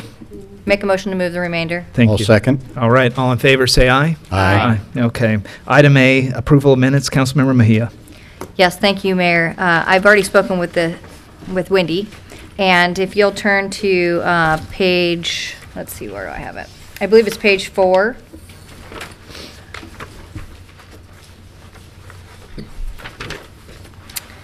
The paragraph second from the bottom, it's a statement by myself concerning the agenda item for consolidated disposable public education and outreach program. There was some confusion with regards to where the money for this program was coming from. Angie was nice enough to agendize it and clarify, but I did want to see if we couldn't include with this that the document is to be reviewed every year. It's to come before the council. It never initially did, but that I'd like to make sure that we uphold that part of the contract, have it revisited by the council, and I believe that was September 30th of every year. So if we could include that, Wendy, that would be great. And then on the next page, about the second paragraph from the bottom, it's also a statement for me. It says, Councilmember Graham Mejia stated for the record that she supports moving forward. This is with regard to the TUT tax that we're discussing later tonight. She recognizes this was a difficult time for the economy and indicated even a minimal charge could be significant to the residents. And I just want to clarify that there were many things said, and this is only a part of it. So Wendy, if we could include the part where I said, I'm not supportive if it's going to be a negative impact to the community with regards to costing them more in their taxes. And with that, I have no other oppositions. Question for City Attorney. I just want to make sure we have clarification on 10A, on the item that Jerry first hit on. The Councilmember Mejia stated her concern, and she had an understanding of what she hoped the interpretation was for that item. I don't remember the details of that, but the once a year, it's one thing to change what she said in her statement, but is the statement now consistent with what we approved? Yeah, I believe all you did was receive and file the report. So, Wendy, I'm sure will check and make sure that the modification that she's going to make is consistent with what was actually said at the meeting, because we can't deviate from what was actually said to add what Right. we... Well, I'm confident. I know what I said, but yeah, that's fine. I do remember there being a mention of September 30th every year at the meeting, so that...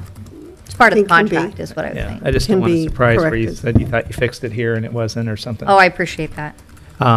Okay. Anybody else have any comments on these meeting minutes? Okay.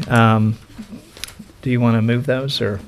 I'll move those for Jerry, and anybody want a second? I'll second. All right, thank you. All in favor, say aye. Aye. No? Opposed? No, Gotcha. and I will, say it for the record, that I appreciate that the mayor is allowing me to still continue with my opposition to the format for future councils and residents. And when you know the standard, so. Okay. And no, thank you, Mayor. Yeah, you're welcome. Item 10B, warrants. Warren?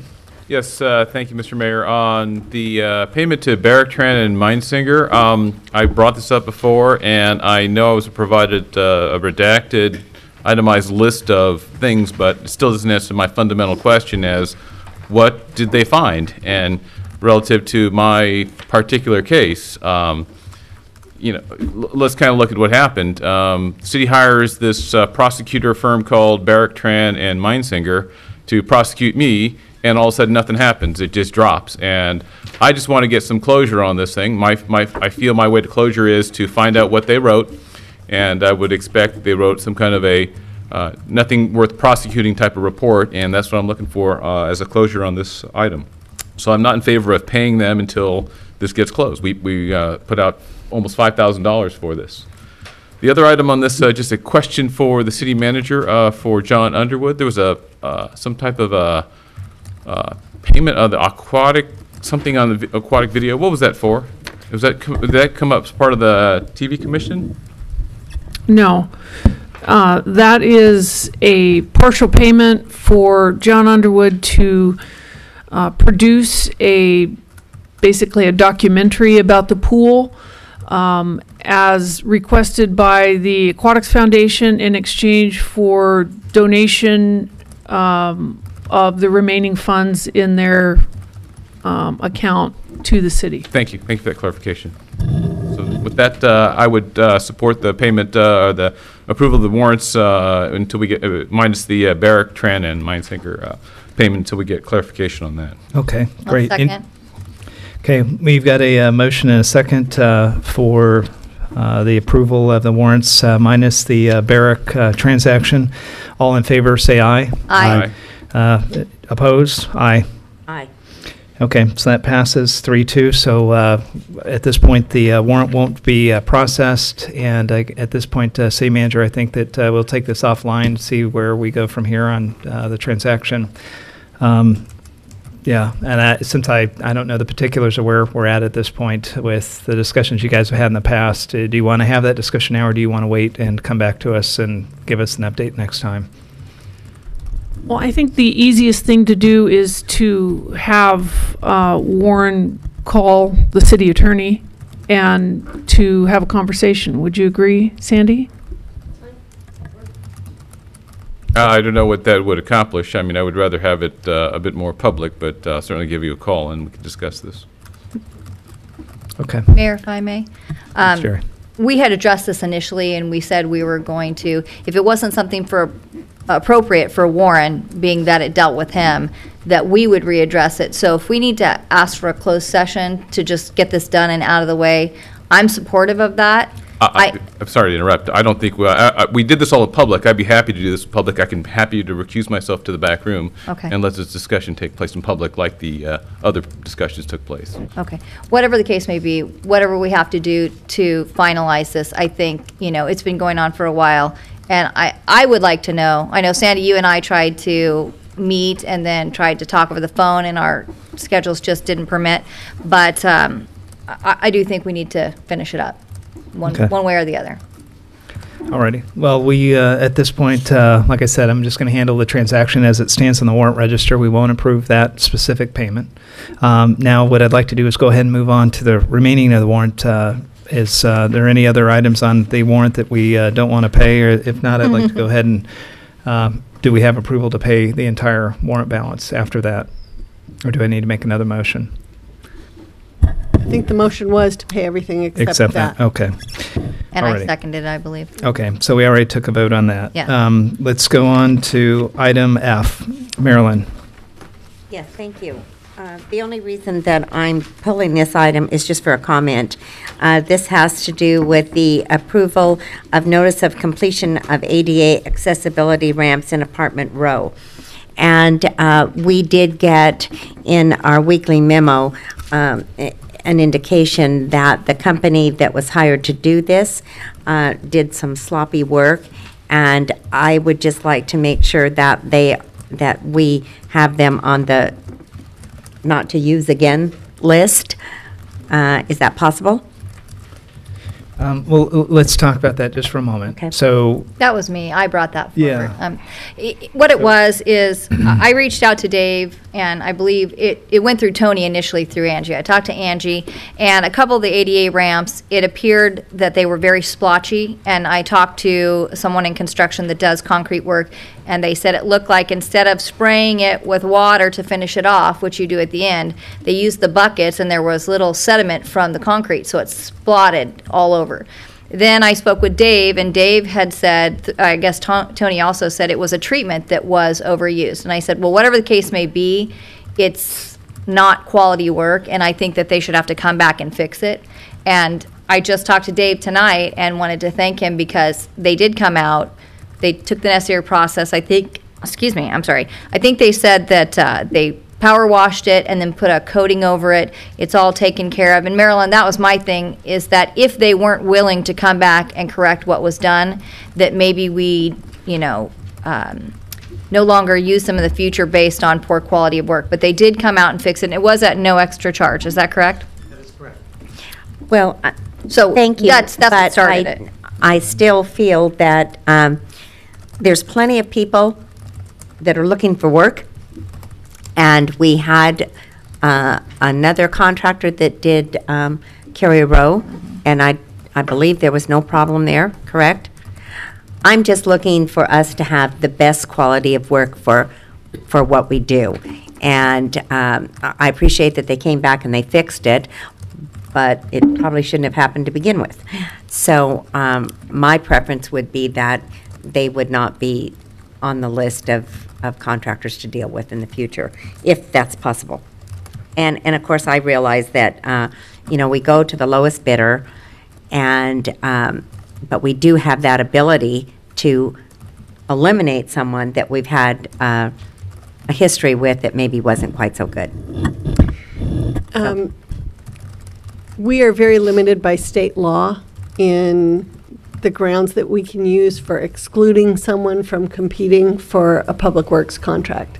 More than in any other area, when we are bidding a project that is actually a public works project, we have only very, very narrow grounds on which to exclude someone. If they are the low bidder, things like prior experience with delays or that, or even work that needed to be corrected, as long as they did correct it, they did complete the project within the specifications of the contract, those kinds of things. And even occasionally, if they don't, if they had a reason for it, we're not allowed to just strike them off the list. Oh, I thought that it's in our ordinance that we could do that. We can take some factors into consideration to the extent that we can quantify them in the bid process. We can have certain minimum requirements, but just the fact that we had an experience with them where they had to make a correction to their work is not going to be enough to keep them off the list. All right, But then I'll we'll move keep approval. track of it Yeah. and make sure that if they accumulate a history of that in other cities and there's a significant problem, then we'll have a record of it. But Okay. So we have a motion for move to approval. Can I get a second? Second. All right. All in favor, say aye. Aye. Anybody opposed? Now, on to public hearing. whoops, I think we skipped 9C. Either that or I missed it. Yeah. Oh, yeah, We that did. was me. I'm sorry. Animal. Okay, sorry, Jerry. Okay, give me just one moment, please.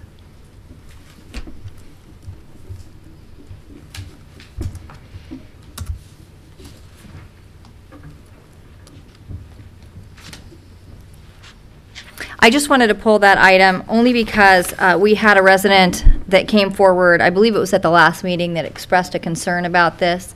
And I just want to make sure that we're cognizant moving forward. We had a resident that had a dead animal that laid on her yard for about 3 days. I did speak with Vector Control, and they did say that is a concern because once the animal passes, the fleas that they're having problems with typhus, once the animal dies, the fleas will exit the body and jump, onto your family pet. So I just want to make sure that this was an issue when we first addressed this a long time ago. I know we had a gentleman from Long Beach Animal Control come forward and say that they're going to try and do better, but I just want us to go on record as saying if they don't do a better job this next time, maybe we can start looking for options in the future. I know that there was a termination clause in the contract. Not that I'm saying that we want to go that way, but if we don't have satisfactory results for the money that we're paying them, I think we definitely need to look into other options.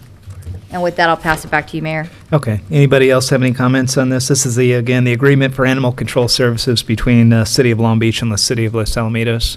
If I don't have any other comments, can I ask for a motion? I'll move approval with the condition that we will, because I too am concerned. We did have the gentleman come, and say that they, and I think it says here that they did hire someone to do just that, but I think we need to look at it real close. Okay. But I will move approval.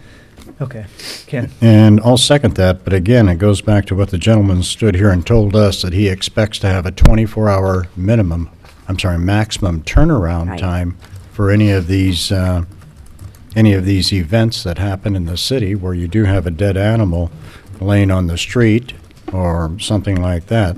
He also, I believe, gave us his personal phone number, too, to his office if that issue continues on. So I'm hoping with that kind of a verbal commitment to our city that they're going to follow up on it also. That's all. And I do make the second on Okay, it. so we got a motion and a second. All in favor, say aye. Aye. Aye. Opposed? All right. So now we'll move on to item 10. 10A, adoption of the Los Alamitos fiscal year 2012 and 13 annual operating capital improvement budget. City Manager. I'll pass this over to Anita Agramonte, Finance Director. All right, good evening, Mr. Mayor, council members. This is a public hearing to discuss the Los Alamitos, the City of Los Alamitos fiscal year 12-13 operating and capital improvement plan budget. In preparation for this budget, the City Council has held 2 public budget study sessions, and I'll start off by summarizing those discussions. At the first study session on May 7th, we discussed the general fund operating budget in great detail. The general fund operating budget is balanced. Operating revenues are projected to come in at $11,375,640. Overall revenues are projected to remain fairly level to the current fiscal year. Property tax is flat. Sales tax is projected to be up by about 4.6%. Licenses and permits are projected an increase due to the construction projected at the hospital. 2 areas of decreases are projected in other miscellaneous revenues, and that's associated with a workers' comp claim that's received in the current year that's not going to be received again next fiscal year. And also in the transfers in category, which also had some one-time transfers in the current fiscal year that will not reoccur next year. On the expenditure side, the general fund supports most municipal services. So the proposed operating expenditure budget also totals same as the revenue, $11,375,640, and it includes the operations of administration, police, community development, public works, recreation and community services, as well as insurance and transfers. Overall, a 2.4% increase in expenditures over the current year is projected, and that is attributed to increases associated with labor costs as well as utility costs. Additionally, in the general fund for fiscal year 12-13, the proposed budget includes the expenditure of general fund balance designations towards several projects, including the Business and Residential Improvement Program, the Community Spending Priorities Program, the General Plan Update, and the Pool Capital Improvement, improvements at the pool. At the second study session, held on May 21st, the Council discussed the city's special funds. The city has 11 special revenue funds, 1 debt service fund, 2 internal service funds, and 5 capital project funds. Special revenue funds are used to account for proceeds of specific revenue sources that are restricted in use towards specific purposes. These special funds offer little flexibility in their use, however, because the funding is restricted, however, they do offer proceeds. They ensure services that are dedicated for those dedicated purposes. These funds here in Los Alamitos include CDBG funds, gas tax funds, public safety fund, the Supplemental Law Enforcement Services Fund, the Air Quality Fund, Measure M, Asset Seizure, Los Alamitos TV, Office of Traffic Safety, EECBG, and Prop 1B. The city has one debt service fund that is used to account for the Laurel Park bond debt. Our two internal service funds account for services that are provided by one department to other departments within the city. These include the garage fund and the technology replacement fund.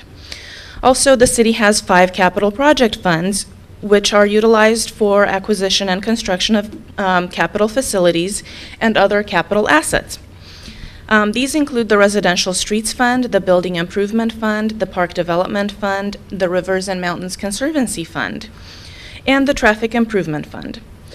For fiscal year 12-13, we have several capital improvement projects, including the arterial and residential tree program, street marking and striping, concrete repairs, residential street improvements, Old Town West ADA access ramps, several street rehabilitation projects, museum roof repairs, the community center rehabilitation, improvements at the pool facility, as well as, from the last discussion, the 2 new bus shelters that are now funded, as well as Orville Lewis Park basketball court renovations that are now funded.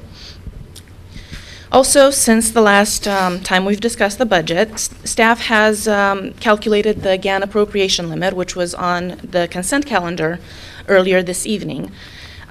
This appropriation limit is imposed by Proposition 4, which was enacted back in 1979 to restrict state spending. It established a limit for tax-funded government services by specifying the amount allowable, the amount of revenue that the City of Los Alamitos can appropriate from tax proceeds. So it's based on fiscal year 78-79, and it increases annually based on percentage growth in population as well as per capita income. In fiscal year 12-13, the appropriation limit is calculated at $15,496,112, and the projected proceeds from taxes that are associated with the appropriations limit total $8,732,126. So that is far below the limit. So we're well within the limit that's established for us. So basically, to sum it up, it's a good story for us this year. The budget presented is balanced operationally and does include some expenditure of designation towards community improvement programs, as well as a comprehensive capital improvement plan that furthers the city's goal for continued improvement of city streets, parks, and facilities. And with that, we recommend approval, and we're here to answer any questions. Great, thank you. So I'll bring it back to the council. And then what I'd like to do, I'll go ahead and open it up to anybody in the audience that would have any comments. Councilmember Kusamoto, could I start with you? I just want to thank you, Anita, for this report. I really had no questions. I think it was pretty thorough, and the prior to meetings where we had the workshops or the budget sessions were really good too. So thank you for this hard work. Great. Mayor Pro Tempo. Thank you. Likewise, I really like the format that's being used in the past couple of years of the budget workshops. I think it really lets the community know that we just don't sit down and say yes, that we really get into it, and gives them the opportunity to come and give comment. And I think it's just good all the way around, a good process for us. And I want to thank you for explaining the GAN limit. I am familiar with it, but I know that a lot of times people in the community don't understand what some of these things are. And so thank you for explaining that. Great. Councilmember Stevens.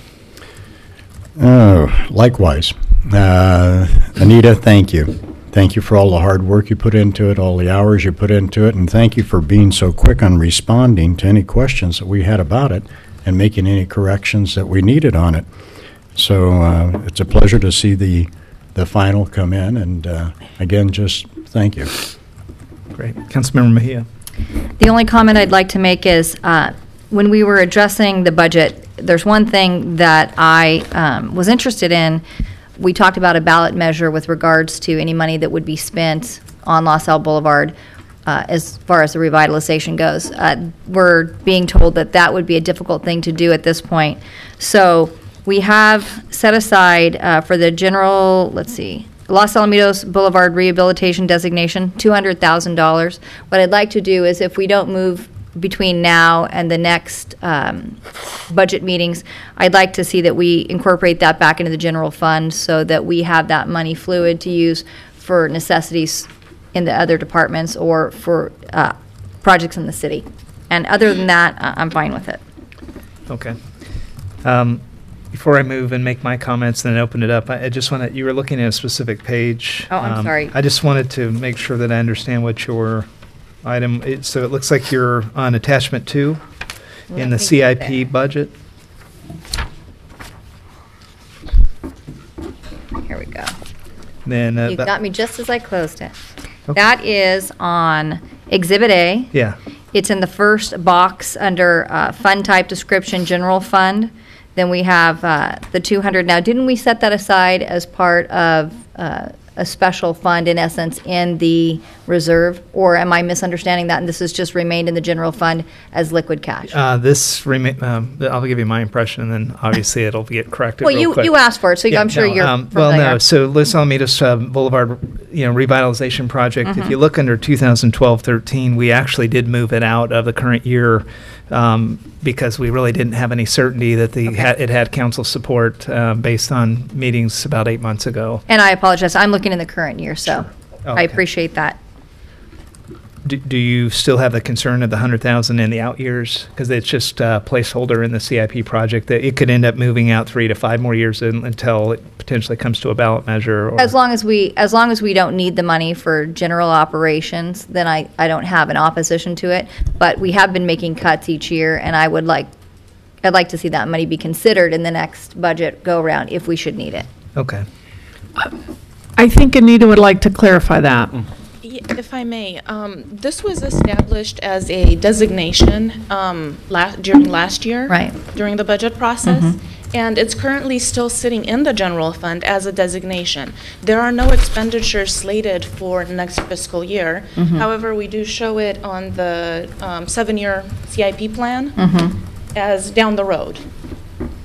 And I think Jerry's point is she understands that, and I think we've got a lot of talking to do before we spend $1 there, and I got that point very clear. And she provided a potential solution to that, of which we haven't addressed, and she just wants to make sure that we don't spend any of that money this year.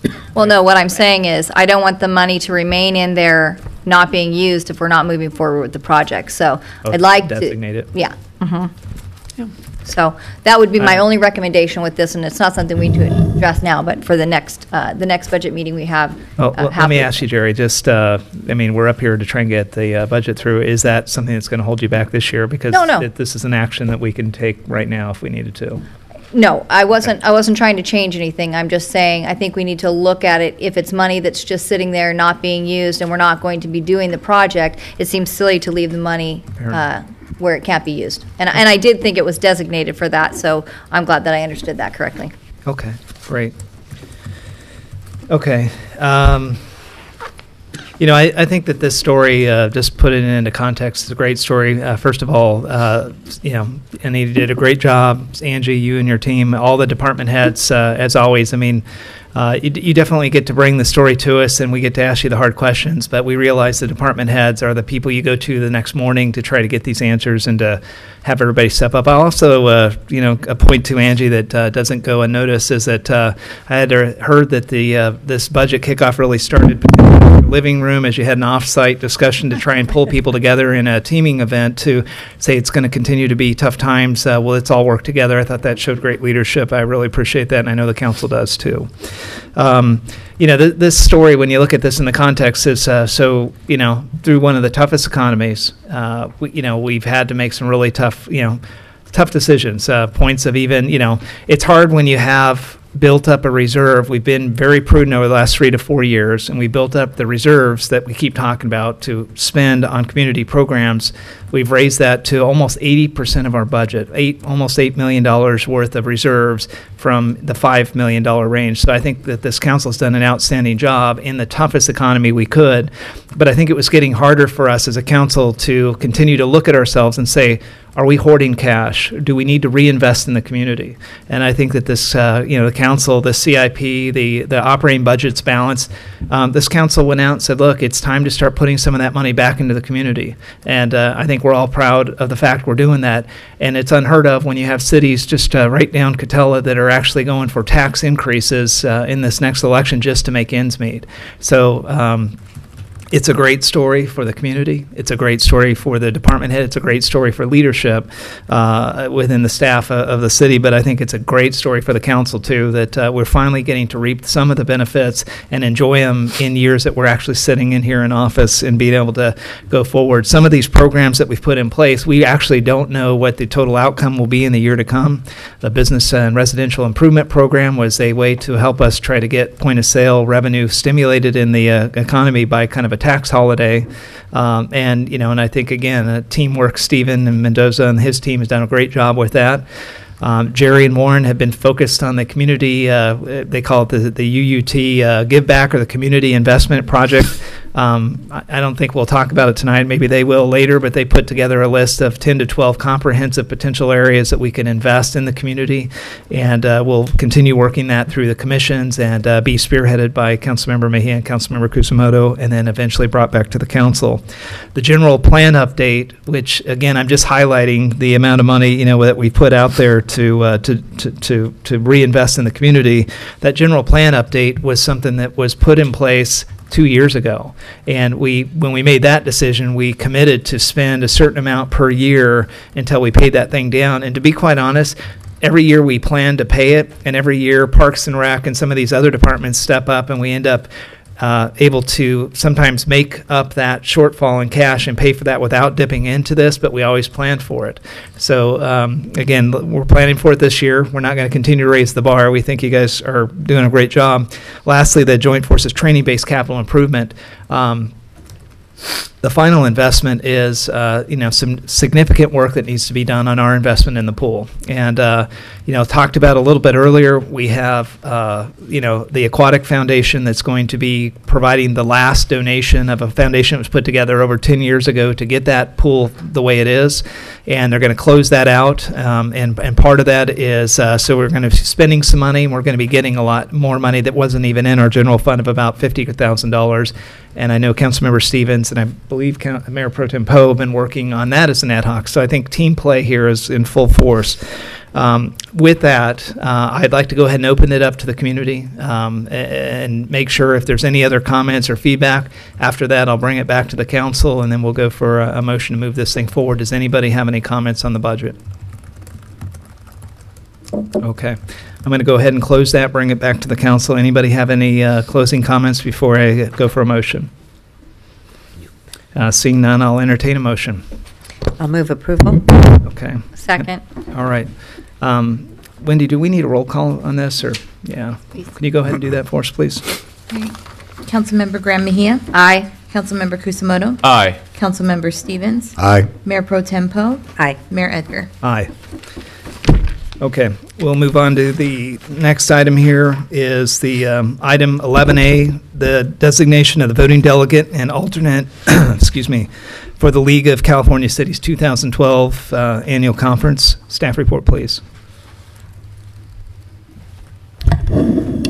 This is an annual item. The League of California Cities conference is coming up in September in San Diego, and if the council wishes, they can appoint a council member to serve as the city's voting delegate, and then also an alternate voting delegate. Great. Okay, so in the past, a lot of times the mayor would probably get first prerogative. I don't think I'm going to have time to focus on this one. I would just like to open it up and see if anybody's interested in participating in the League of Cities annual conference and basically voting our vote. I nominate Marilyn as the Mayor Pro Tem. I won't be attending it, Oh, okay. but thank you. You're welcome. I won't be attending either, so that may. Okay. Yeah, we're starting to look like we may have a problem here. Anybody else interested? I won't be able to make it. I've got Oh, my schedule God. issues. Ken, it's up to you. There are times when you don't speak fast enough, right? Yeah, I And think this- it's on this- you, This actually. looks like one of them. And I don't want to put pressure on you, but we pay fees into this. If you can, I'd really appreciate don't it. want to. We're already at 4 out and 1 left. Let me ask if I may, Mayor, on the first page, last paragraph, that both the voting delegate and the alternate must be registered to attend the conference. Is that right? So that means we'd have to be paying for 2 people? I think it's just one, because we've went through this before. Right. Yeah, I'm Yeah. pretty sure. Okay. All right, I guess I don't, if you guys, it's up to you if you want me to go. One last call, Jerry. You have any interest at all? Um, Because I think Ken's fighting it a little bit, but My question is, I have to work, but I don't have time to be driving back and forth, and I know we're trying to be fiscally responsible with staying. I know San Diego's relatively close, but I don't know that I can make that trip both ways and work. okay. So it sounds like Jerry could make it if we had some. I think I got drafted. Yeah, Ken- Well, in the past, the voting usually takes place on the last day. Isn't that correct? So you really don't have to go for the whole thing. So, Well, in all fairness, if I'm going to go for the whole thing. Well, And so I mean, I just- that's my problem. So Yeah. Ken seems like he's interested, so we may have a winner. All right, we're going to go ahead with Ken. Thank you, Ken. Okay, the draft system still works, and I'll do it and represent the city and be the voting delegate for the League of California Cities on Do we need a- September do we 5th, need a motion? 6th, and 7th. Yeah, All right, in San Diego, a long ways away. go ahead. okay, I'll make a motion to, that Ken will be the delegate. May I ask one question? If something happens with Ken, do we have to have somebody designated as the alternate? I would prefer that, just like I said, as a vote. And, you know, the reason why we have some problems breaking away from the League of Cities at the Orange County divisions, because some of the policies at the state level, I think it's important that we have a position. Well, I will agree to be the alternate, but Ken, not just so you can say, okay, I've got an alternate, so I'm going to have Jerry go. I really would like for you to make a concerted effort to go, but if not, but I am not going to be driving back and forth, and I will attend the whole conference. That would be the only stipulation. My only concern that I had was when you said, if something happens to Ken. And I'm We'll going. talk about that I mean, that Yeah, was the we're best not- of we're not intention. going there yet. Well, no, you could No, I fall appreciate- ill or I- something like that, and I just don't want us not to have somebody designated. I appreciate you being my alternate on this, Okay. my backup. So, Marilyn, Do can I you need to, modify? I'll Yeah, modify my motion. Ken is the delegate with Jerry as the alternate. with travel expenses required. Yes. Okay. I'll second that. All in favor, say aye. Aye. Aye. All right. Can I pass. vote on that? You already did. Oh, no. So 11B, consideration for the process for city council submission of ballot arguments in favor of proposed telephone user tax measure. I'm not sure, city attorney on that one? Sure, I'll do this one. I guess the best way to introduce this item is to tell you what it isn't. We are not asking you to vote tonight on whether or not to place the measure on the ballot. We're not asking you to approve any ballot argument or even the terms of what the measure would look like. We wanted to introduce kind of a process or procedure issue so that it didn't take you by surprise later. Because of the timing of the way ballot measures work, there's only a very short time after a decision to place a measure on the ballot to draft arguments. And so the city council has the opportunity, if it chooses, to use its priority under the elections code and submit a ballot argument in favor of the measure if it puts a measure on the ballot. However, to do that, you have to go through a certain process to draft it and have the council approve it, and the approval would be at a meeting. So your options really to boil it all down to the gist of it, your options are either not use your priority under the elections code or call a special meeting sometime in the 2-week period after the measure's put on the ballot, or take some steps now to kind of tee it up so that you would be ready to potentially approve a ballot measure at our July meeting. Okay, so we laid out the options here in terms of a non-legal recommendation from me. The only one I don't recommend is trying to draft on the fly at a council meeting because it's kind of cumbersome and doesn't really work very well. But you can appoint a subcommittee of 2 to draft some options or some language and bring it back to the council as a body, or delegate authority or choose not to have the full council approve or sign a ballot measure. If you have any questions, I'd be happy to answer them. Let me bring it back, and I guess what I'd like to do again is turn this over to Councilmember Mejia and Councilmember Kusumoto to kind of lead a little bit of this discussion, because I think first we're going to do that, and then we'll open it up, Jerry and Warren, after you guys are done, to the rest of the council. Then I'd like to open it up to the community, get the input, then we'll bring it back. So either one of you guys, would you mind just giving us your thoughts and what where you guys may be at on this, since you've been spearheading this for us? I personally would like to see it be 2 members of the council that would draft and sign it. I think it gives options for others to also have their input on it. As far as the ad hoc committee, I don't think you would want to consider me, because I do have some concerns with this that may be able to be vetted out in the next meeting or at this meeting. But for right now, I'm not 100% in support of it. So I would just recommend that if you're thinking about using me and Warren, because we're on that ad hoc committee, you may want to go a different way with regards to the drafting of this, because until those are vetted out for me, I'm not 100% supportive. Okay, so to summarize, you'd be supportive of having an ad hoc group do it. You don't want to grind it out here, as Sandy said.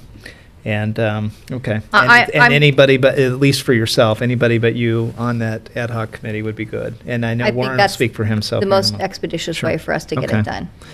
Good deal. Thank you. Any no, other comment? Warren? I think, thank you, Mr. Mayor. I think in the process of meeting with the public and kind of taking in the information, and again, as I said earlier, it's not something that's easy to put into numbers as to what is the fiscal impact on revenues. So, I mean, with that said, there's a whole lot of uncertainty. I think that, as Councilmember Mejia said, perhaps it would be better to have 2 different council members form the ad hoc to draft the ballot ballot measure arguments, and I think that way we get sort of a very good cross-section of different ideas in there. And to say that Jerry and I have had some very interesting discussions, and I think we kind of end up kind of going back to the same place. And her if I may, and you can of course correct me if I stray, Jerry, but she doesn't want to raise taxes, and raising taxes at a individual level, as I think Mr. Gross said, if he's not paying tax now and he ends up paying tax later, that's raising taxes. And Jerry, I think, is very sensitive to that. The other part that I kind of brought at the macro level, the net effect, that if revenues go up from 639,000 to 700, to me that's a raising of the tax. But again, it's the fair application of this tax to all the users. So I am in support of the fairness of it, but again, I do have some concerns about raising taxes, but that one I don't think we can really, as a council body, I don't think that's something we can control. We cannot come up with fractional percentages that will drive telephone service providers nuts. If 1 year we have it at 4.75, the next year at 3.85, and so on and so on. I think we just have to settle on a number, but I am in support of kind of the overall idea, but I think the language would be better served with a different set of folks involved, and then we'll bring it back to the body and discuss and debate and how to fine-tune that. So with that, back to you, Mr. Mayor. Thank you, Councilmember Kusumoto. Councilmember Stevens. I think the wording and direction that we go in, it's going to be extremely important on something like this, and I personally don't want to see any additional taxes or increase in taxes on anyone. But I also want to see parity within the community. I want to see fairness for everyone in the community. I'm not quite sure if we're going to get all 5 council members in favor of one wording on this, be it tonight or what the time frame actually is, to where we can craft something like this that's going to be acceptable to everybody. And City Attorney, you've shown a concern that you sort of wanted to have this going right now. It's entirely up to you. I just didn't want to surprise you at the next meeting with, by the way, sometime in the next 10 days, you need to have a special meeting and draft this thing. I wanted you to understand up front what the process is and have the opportunity to have a draft or several drafts or whatever it is you think might be helpful in getting this done ahead of time, so that you're not caught by surprise. That's my only interest here. And as I said, as a non-legal consideration, it's just very unwieldy to come in blank and have 5 council members sit and try and draft at a meeting. But apart from that, all the options are at your disposal, and I don't have a recommendation. Do you have something that, after you just said that, I don't have a recommendation, do you have any rough idea of a draft that you would initially want to see? I can't participate in that because that's the ballot argument. My domain is to draft the impartial analysis when the time comes. You draft arguments and staff can't do that for you. The best I could do is what I've done so far, which is to give you some sample arguments from other cities so you can see what they look like. If you need more samples, I can go get more. We just picked a handful that passed and pulled them off of various websites to get you that background. If you need more to look at, we can do that. But that's the best I can do in terms of a suggestion. It's entirely up to you all to decide what you think is an effective ballot argument. And I'm not quite sure an ad hoc committee or a committee of 2 to draft something is going to really be the right way. In fact, I think I would rather see each one of us individually come up with what they would like to see and possibly be able to present that or not like to see in this. That's pretty much where I stand on it right now. Okay, great. Mayor Pro Tempo. Thank you. Well, I guess I have a little bit different slant on this. We have an ad hoc committee that's been working with this. And Jerry, you and Warren have been to the commission meetings. You have an idea of the questions that have come. You've both personally dealt with that. And I think specifically because you're unsure and have some questions, you're the perfect people to write it because of you have questions. So you both know what has been what the questions have been from the community. I think the 2 of you would know better how it would be worded, so you're comfortable with it. You would be comfortable with it, and the same thing with you, Warren, and how if it was going to be presented to the commissions, because we didn't have the opportunity to hear what the commission members had to say, and so it's kind of like I would feel if I was on a committee to do it, I would feel like I'm kind of going blind at trying to do this. I think because you're unsure is the best reason for you to do it. Because then I think you would come up with a really good document that would sell yourself. And if you sold yourself on it, then I think it would be a good sales job. If we want to talk about sales job, and that's what we're really talking about to the community. So I'm going at it from a little bit different. Okay. All right. My perspective is very similar to Marilyn's. I think, it's one thing, though, it's what we want and what we can actually have. So, we can't want our way into having you guys be on an ad hoc committee you don't want to be a part of. But I think the best result comes from, the folks that were actually involved in this, that have been actively working us through and have had to take some of the harder questions in not so friendly environments and I think you guys have done a great job. But all that being said, that would be my desire and hope. But if you guys aren't interested in it, and I get it, so you don't have to repeat it again, you would wish that it would be someone else. So I'm supportive of an ad hoc meeting or an ad hoc group. I think that it's important to bring back a finished product that's 80 to 90% there, and then have the input of the council, if anything, just because of the short amount of time required to get this thing through. And I think that gives us the best chance to get the most rounded input in, or the most thorough input into. Is I think that, clearly there's two different perspectives. I would tell you that I'm 100% supportive of this. I mean, people are saying I'm not sure. I'm very sure. I think that, so that is an influence in this.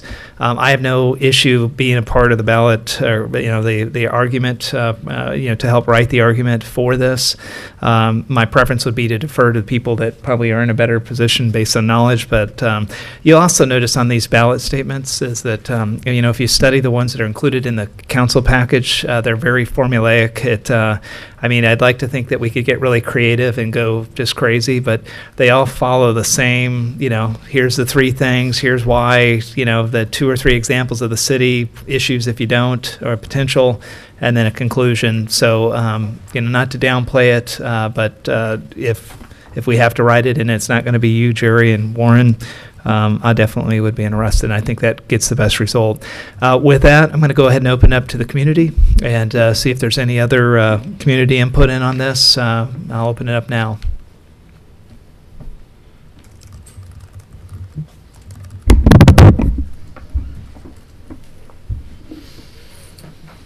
I spoke earlier about this during the discussion. I want to clarify that I'm in support of giving the community the opportunity to make that decision. How you word it, obviously, is going to be your choice. In looking at the staff report, I think the one that Bellflower put together, as well as the one that Long Beach put together, were good statements, because it clarifies that it's not a new tax, it's not a tax, it's a modernization of an existing utility user tax that exists, and that there are some exemptions for low income and seniors and things like that, and that it's a broad brush from the standpoint of city services, which do include the police and the parks and things like that. The concerns that I had was that we don't market this, that if you don't pass it, we run the risk of losing some of those services, which is part of what staff also laid out, the impact of it not passing at all. Mr. Smith made the comment earlier, the minuscule amount of 0.5%, one way or another, really isn't going to change things for most people in Los Alamitos, be they a resident or a business. It's a fact that the utility tax is here. In part of those arguments, CO Beach has a much higher tax. We know Stanton attempted to increase their tax. It's interesting, voters turned it down pretty overwhelmingly, but there was also an advisory part of it that says if you do increase it, it's to protect law enforcement. So that passed heavily. It just said we don't want to be taxed for it. So I think how you package it and how you present it is going to be the real key element. And I tend to agree with Councilmember Kusamoto and even Councilmember Mejia that I don't think this is going to get a lot of opposition. But I just don't want, from a transparency standpoint, I don't want it being sold that if you don't do it, the sky is going to fall. Okay. Okay? Great. Thank you.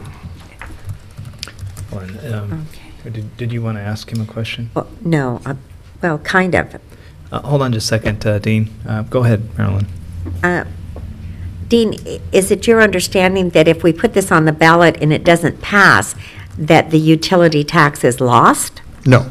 Oh, okay. No. You understand that we still have it, we're Right. just open for Potential litigation. potential, okay. Yeah. And I think that's part of the process of education. Staff report said the bottom line on this is going to be education. And I went through when the original utility tax had to be voted on because it had never been voted on. Right. That was back in 2002. And that actually came in fairly well without a whole amount. And as I said, we're just, in this particular process, we're modernizing it. And I'm not sure that reducing it is going to be the answer going into it, because that was one of the questions I asked earlier. If the tax is in place and you determine once this is done that you're getting more money than you anticipated, or we've discovered a new source of revenue, you as the council have the option to reduce that without having to go back to the taxpayer. So, I mean, that's something, again, at this point, I haven't seen any data that says that's going to happen, that you're going to wind up making more money. There is a concern that if you're not paying the tax right now, you may wind up start paying the tax. And the only way, I think Mr. Smith said, it's fair for everybody to be engaged in that process. It's our city. The only way to find that out is to take this step, bulletproof it as best we can to avoid future litigation. So, yeah, if I led you to believe that, Marilyn, that's not what I felt. Thank you. Thank you. Any other comments? Okay. I'm going to go ahead and close public comment and bring it back. Something that I'm thinking through that we probably didn't touch on, but I think it's kind of a critical component, and Jerry, it has to do with whether this is a tax decrease, or, you know, if at the individual or the city level that there's going to be a tax decrease. We're not talking specifically about the percentage. City attorney, just we're going through this, and we frame this thing for a ballot, as a, argument. I think one of the most important data points is we need to know. I think directionally we're saying decrease in the TUT, and directionally we've said 0.5%. I know if I end up being the person that of one of two that writes this, if we go ad hoc, we may do group. Who knows? But I'd like to be able to talk through to find out if we can get to a point, and then see if that changes any of the discussion. Sure, you can talk about what it makes sense to put into a draft, understanding that everybody has the right to hear all the public input and make a decision at the next meeting about what's actually going to go on the ballot, and you'd adjust your draft accordingly. So if you tentatively tonight think that it's a 0.5% reduction, and then you hear something persuasive at the next meeting and you think, no, we want to make it, stay at the same rate, then you can do that at the next meeting, and you'll just adjust your ballot argument. But it's appropriate to give direction to whoever that ad hoc committee is as to what they're supposed to be writing. Okay, so before we go through the round in this, just let me frame this one just a little bit. I think that from the data that we have been able to talk through, and the examples of the 64 cities and the small subset of that you've provided, when we asked the question, I'm just repeating this because this was a meeting or two ago, but when we asked for the data and we said, hey, would a 0.5 cent sales tax reduction or 0.5 cent reduction in sales and the tax for the TUT actually lower the tax or keep us neutral through this process, realizing there's going to be an adjustment if it passed, that there could be a situation, as we've been talking about, where people that weren't paying are paying, and so the net tax to the city goes up.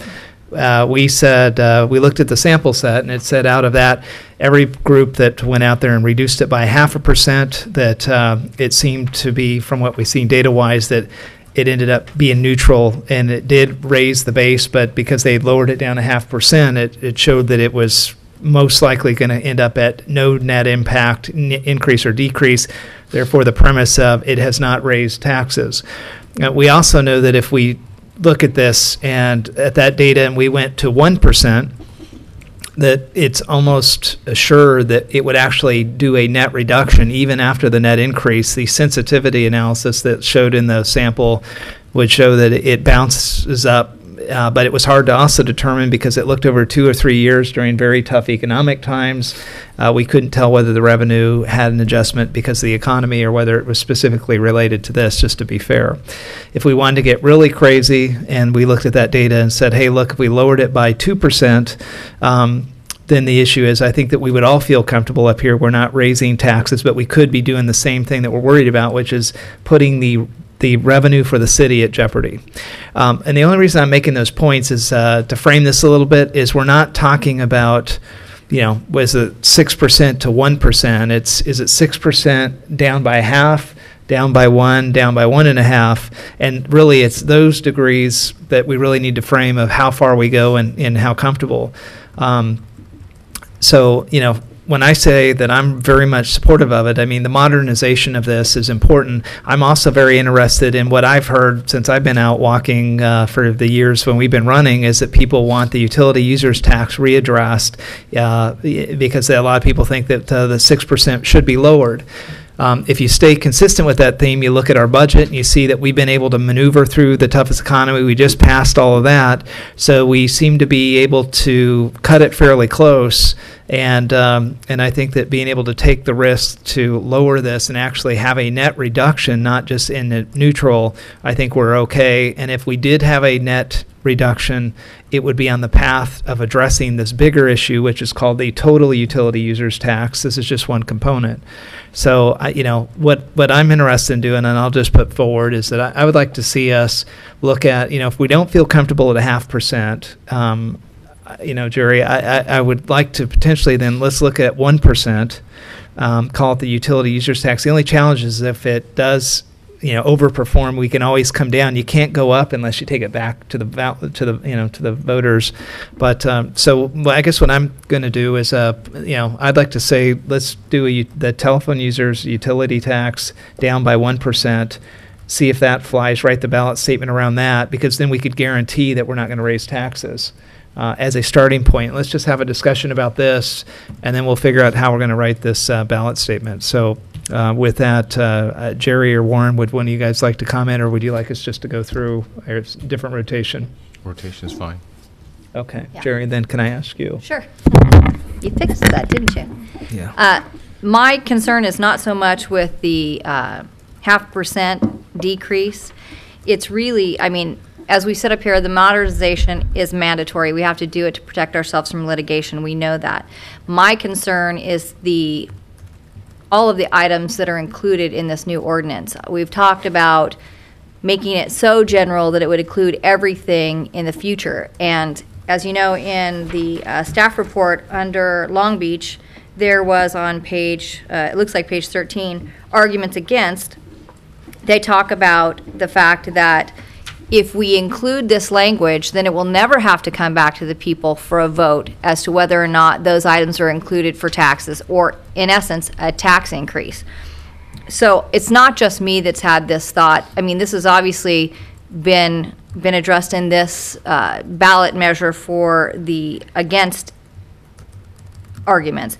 And so I think that if we were to specify what we're able to collect on now, and then what we should be collecting now without adding any new pieces to it, I might be more supportive. It's not the 1% or the 0.5%. It's really taking away from future councils their right to address this as new technology comes up. Because if I understand correctly, Sandy, we were talking about making this very broad, so any technologies in the future that came up would automatically be included in this. Is that correct? Yes, basically it's any communication services, and there's a technical definition of this, regardless of the medium used. Mm-hmm.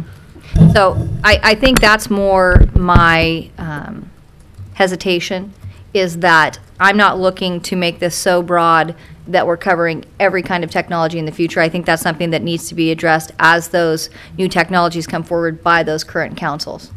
So that would be really probably my biggest opposition to it. So when you say by those current councils, do you mean you want it to go back on the ballot again each time for each new yes, technology? Yes, Okay. because I think that's As opposed to, transparency. Yeah. you're not trying to set it up so that the council could approve it. You mean the voters would have to approve it? Absolutely. It would go back to a vote of the people, and that's what I think should be done. Right now, we had Mr. Gross who stood up earlier and said, you know, if I have a technology that I'm using that's not being taxed right now, but with this new ordinance, I will be taxed, in essence, you are raising my taxes because I'm paying a new tax. That's my concern. That was why we hoped with the decrease of the 0.5% that we might actually be giving enough of a cut that we would be coming out neutral. I don't know that that's the case, because the benchmark that we looked at, it showed 5 different cities, I believe it was. 3 showed an increase, 2 showed just pretty much staying flat, a little bit of variation, but pretty much flat. And then one of the ones that showed an increase at some point showed a decrease. So I don't know that we can really say for sure which way it's going to go. And that is my biggest concern, is because I've said my interest is not in increasing what people are paying. It's making sure that it's fair and equal, but we have to find a way to make it cost neutral for them. So just a definition, so fair and equal, if somebody's not paying today, but you're paying 6% and they end up having to pay tomorrow, I just wanted to clarify, are you against them having to pay tomorrow because that raises their tax, or are you for them paying because it's parity? Well, actually, what I'm saying is I'm not for supporting new technology being added, other than the telephones, the landlines, the cell phones, the cards that we spoke about. If you have a prepaid card, that's not taxed right now. That's something that we've addressed in this. Metro PCS, that's my carrier. They don't, from what we understand, they're not remitting. So I'm not opposed to those things, but I'm not for the newer technology being added to this at this point. I don't think that that's what we should be focusing on. We should be focusing on bringing this up to a modernization of telephone, and not going, in semantics into, a different kind of technology that is being used for communication back and forth. I don't support that at this point.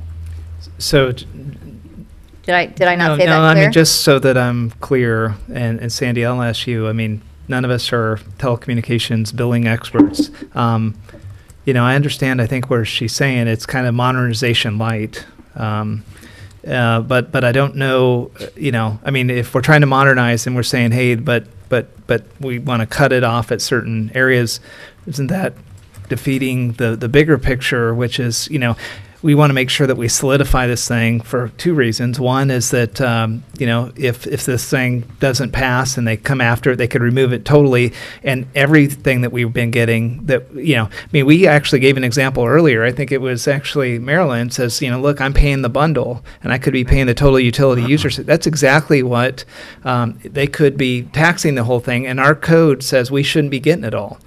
Part of it, possibly. So, not to get into the details of that, but the reality is that's what we're fighting for. Can we, just in all fairness to Jerry, cut certain things to make this kind of a watered down, to make sure that we don't hit somebody? We have a hard time just even finding out how much fees we're getting from the phone company down at the person level, let alone the technology. Right. I'd have to give it some thought. That there are definitely some challenges to doing it that way, because you're still going to end up with, first of all, a gray area in the middle. There will be the things that we've expressly said we're including, and then some things that we can expressly say we're excluding, but there will be a gray area if we're not all-inclusive. And I have to think about how I would go about defining that, because I've not seen any other city try and define it that way.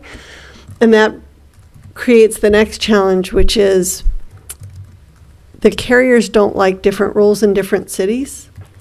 And what they do sometimes is, if you have a different set of rules, they'll just opt for the more inclusive rule, because, let's see if I can explain this. The carriers are immune from suit. If they over-collect, they can't be sued for over-collecting. But if they under-collect, then we could come after them. So they're going to err on the side of collecting too much. And so if they collect in our city the way they're collecting in all the cities around us, but our ordinance doesn't actually authorize that much, then we can end up being at risk for a refund suit without knowing that our revenue stream isn't reliable. Because if we don't audit it every time, we won't know if they're including some extra technologies. And so I have to really think about it and figure out how we could build in some protections for the city if we were going to try and do it that way, because the carriers are not going to be very comfortable with a whole different set of rules just for Los Alamitos. They want it to be like the other cities. Now, we might be able to carve out certain things, like if you decided that there was a particular technology that you didn't want to tax, we might be able to do that more easily than, because that might affect only a limited number of carriers. Okay. Well, what are we taxing now specifically? And I'm not saying by our ordinance, I'm saying what are we receiving revenues on right at this point? We don't know. The carriers submit monthly remittance forms that just have a total revenue, and without very expensive, time-consuming audits, we don't know specifically. We've heard anecdotally that some of the VoIP carriers are taxing in Los Alamitos. We've heard anecdotally that, and we see some cell phone carriers who are taxing. We've seen certainly landline carriers who are taxing. But as for how each one of them is treating bundled charges, private networks, prepaid, the various detail categories, or different technologies, or the issues about billing addresses that we were talking about earlier, all of that, we don't have that level of detail. The city doesn't get that kind of information without audits. So it's possible we're already getting all the taxes that we would get under the new ordinance. I think that's unlikely. There's probably still some that we're not getting, which is why a small increase would probably leave you revenue neutral. But that's just an estimate. Now with regards to, which I'm uncomfortable with, because what we're doing is we're stepping out in the dark, and we have no, Troy, you're the data guy, we have no data to go on. And this just feels uncomfortable to me. But if we have the things that you just spoke about, part of it, you also spoke about an additional part for future technologies that might come. Is that correct? Okay. So if we don't include that, then we're in the same boat again? Because I remember specifically you saying that Congress is trying to take the local municipalities' rights away by not allowing them to tax and taking that to a congressional level, okay? And that it's come forward a couple of times, a couple different years, and it's been defeated. And why you wanted us to include that was so that moving forward, we wouldn't have to worry about that. Where I do have the problem, again, is with what this gentleman says here with regards to it being a tax that the voters won't even have an opportunity to say. That's when I speak about future technologies for future councils. That is where my disconnect is.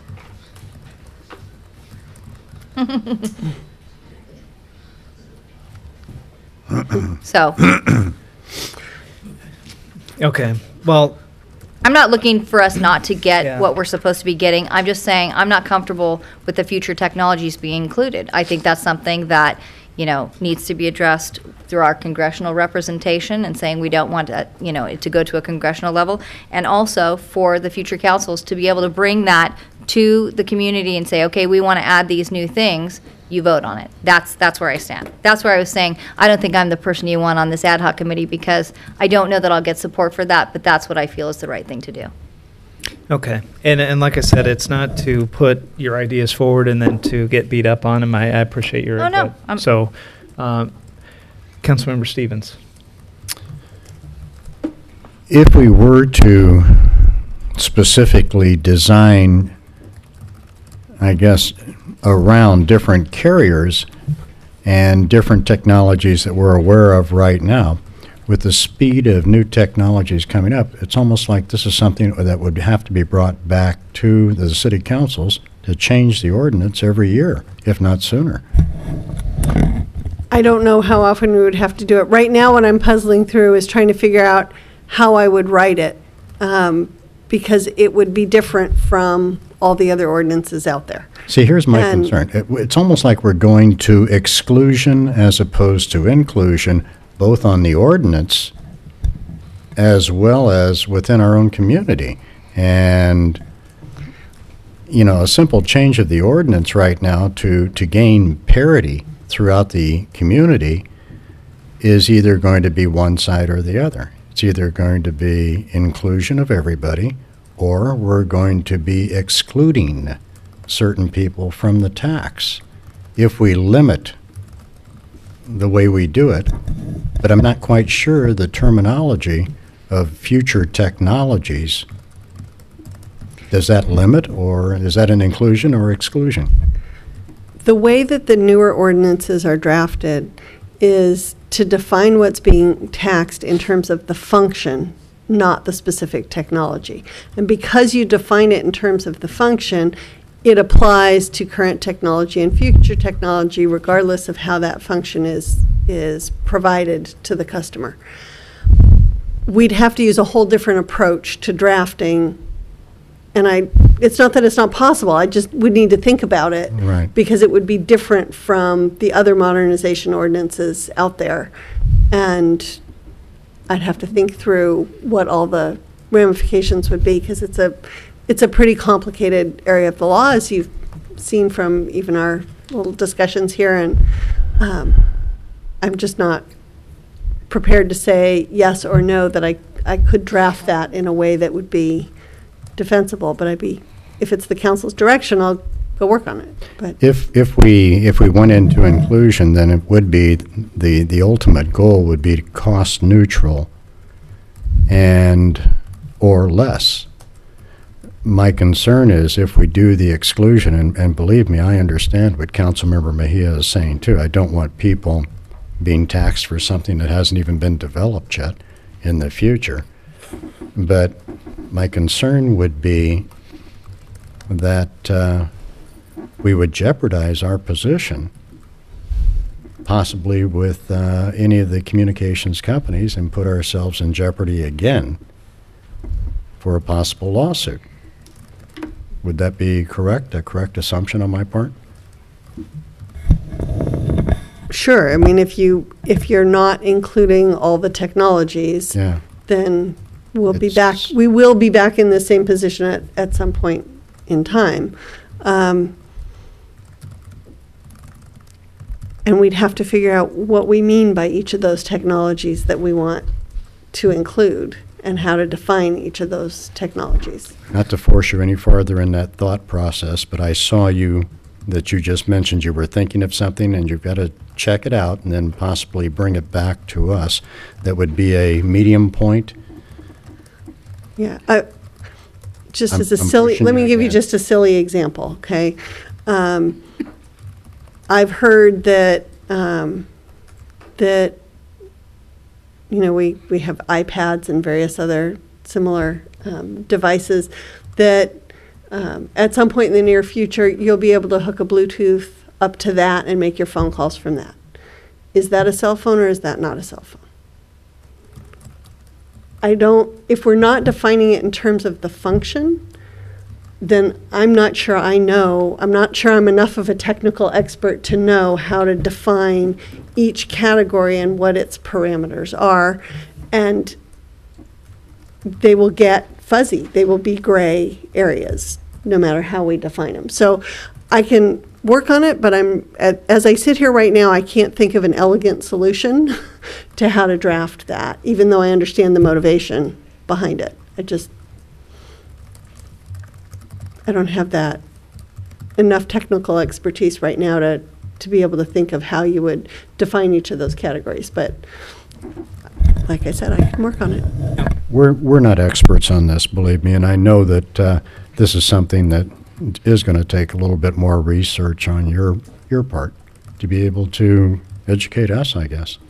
And so I would feel comfortable with you, doing a little more research and figuring out the right terminology, because after reading some of the terminology I see in some of these cities, they all look good, but it's almost like there's a threat of loss of something And I don't like that either. And so, again, cost neutral. The city's not going to disappear. We have to upgrade the ordinance. Very simple things. And parity is extremely important. Again, we can't predict. None of us have crystal balls to predict what kind of technology is going to come up in the future. So having said that, I'm sort of, I would rather wait and see something else come back from the city attorney. Okay, great. Thank you. Councilmember Kusamoto. Thank you. Hearing the perspectives, and I had heard Councilmember Mejia's before. I don't know how we not make this as simple as we can, and I think it does have to be just generically written.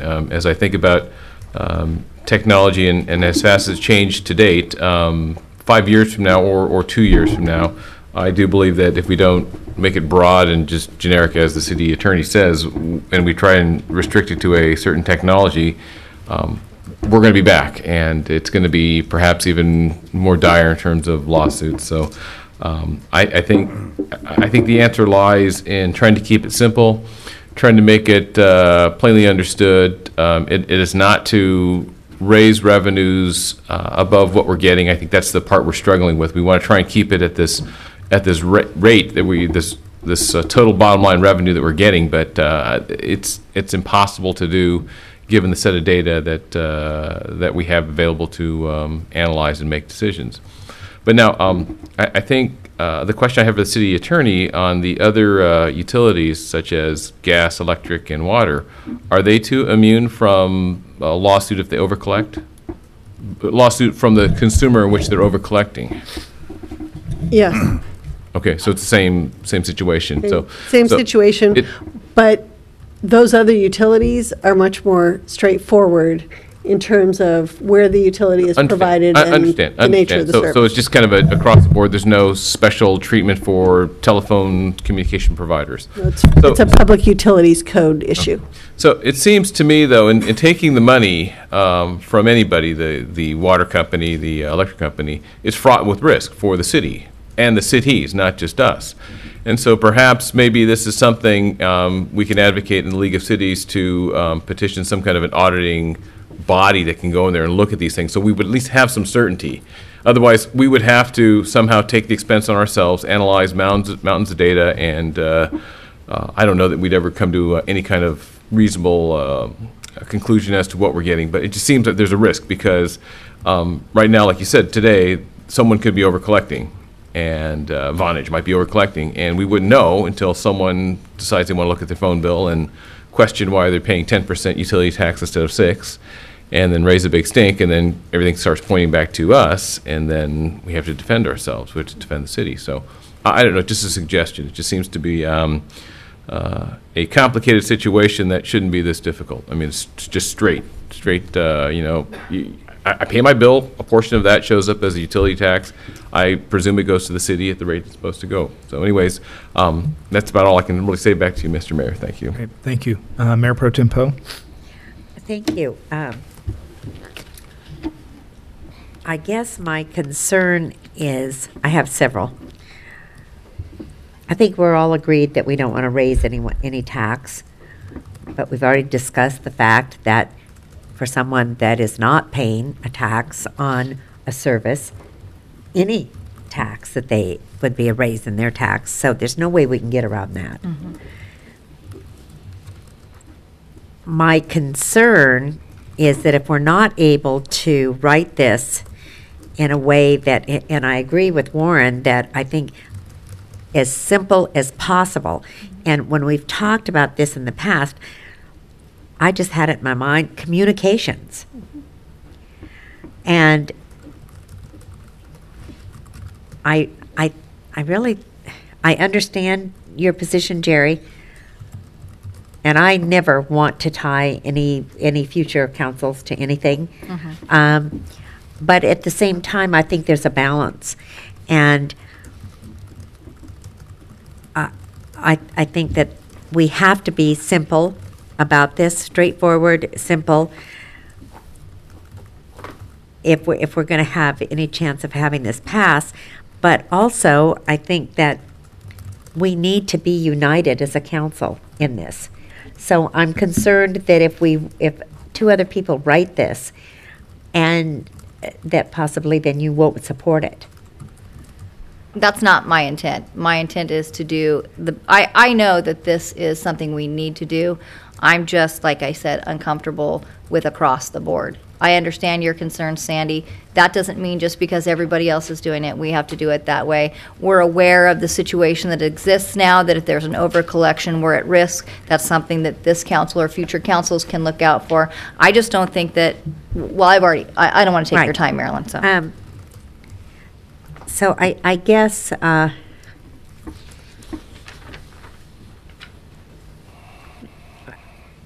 given that Warren and Jerry have said that they're not interested in writing this, I do think it would be good if we could have a little bit more information in terms of how we could write it to be a little more specific.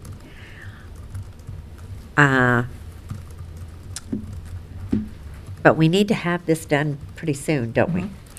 Here's my thing, as long as you include in the ballot measure the things that I'm saying that the residents may be misled by these other ballot measures, it seems like they're kind of glossing over it. As long as we're truthful with them, I don't have a problem with supporting it at all.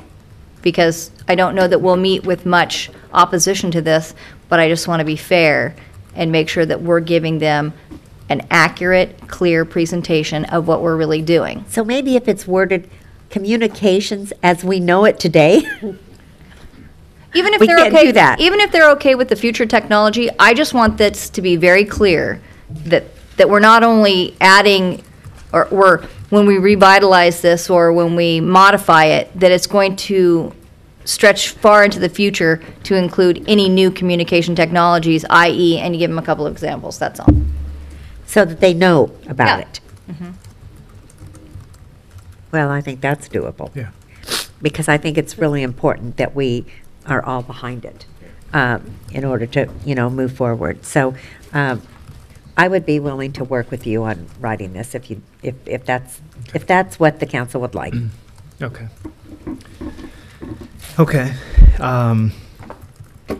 So I think that where we're heading with this is an ad hoc committee to focus on it. You know what? I'd like to write this on a focus that the UU or the TUT would be at 1%, because I just want to make sure we're sending a clear message. Reduction. Yeah, reduction 1%. of 1% TUT.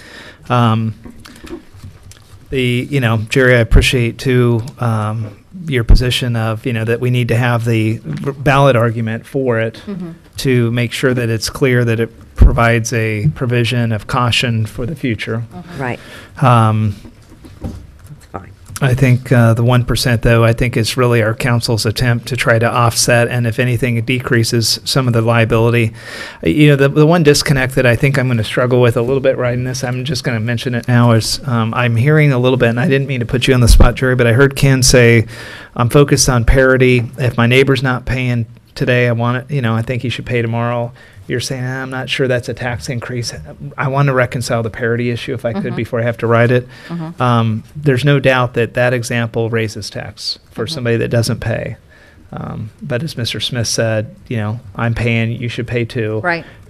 Do we have a position on that before we take a draft on the ballot, argument? Because I just want to, I don't want to be contradicting, and then get there and go through, because this one just seems like it's pretty apparent. Well, it's difficult because, as Sandra just said, there's no way of knowing what we're getting and what we're not getting. And my intent with that was not to add new items of technology or communication technology to create new taxes.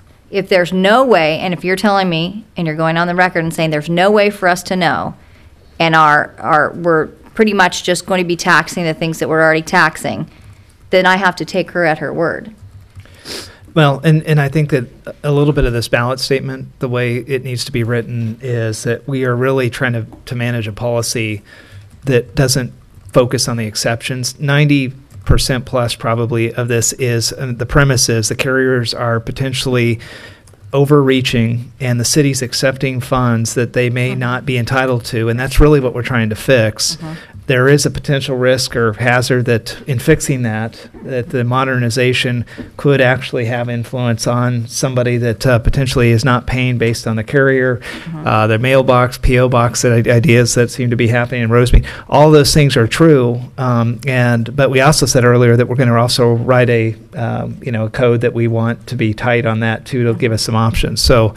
I think if everybody's okay with that, I mean, the parity issue gets dealt with, but it's not, it's more cautionary. It could happen, but it's not. I thought what I heard Jerry say was that as long as we are fully disclosing, and we'll take that in addition as direction to staff as we do informational meetings too, that as long as we're fully disclosing that creating parity means that there may be some people who weren't paying the tax who are now going to pay the tax. Right. That we're being upfront with people, and that's okay. Sure, because if they vote in favor, then they're making a educated assumption when they're making their decision.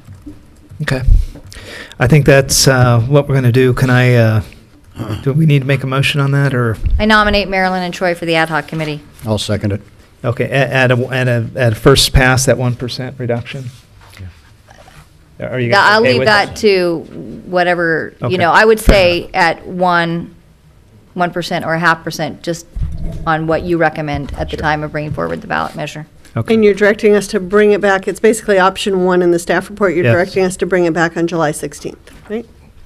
Okay. If you That's need the more motion. time after So that. Jerry had the motion. Did who second? I second. Yeah. Okay, Ken. All in favor, say aye. Aye. And Mayor, if we need a special meeting because of something in between, just want to make sure that that's included in the motion. Can we do that? Sure. Do we need to reopen that and reconsider? Are you okay? I don't think so, we just follow the usual special meeting procedures under the Okay. code if we needed to call a special meeting. Okay.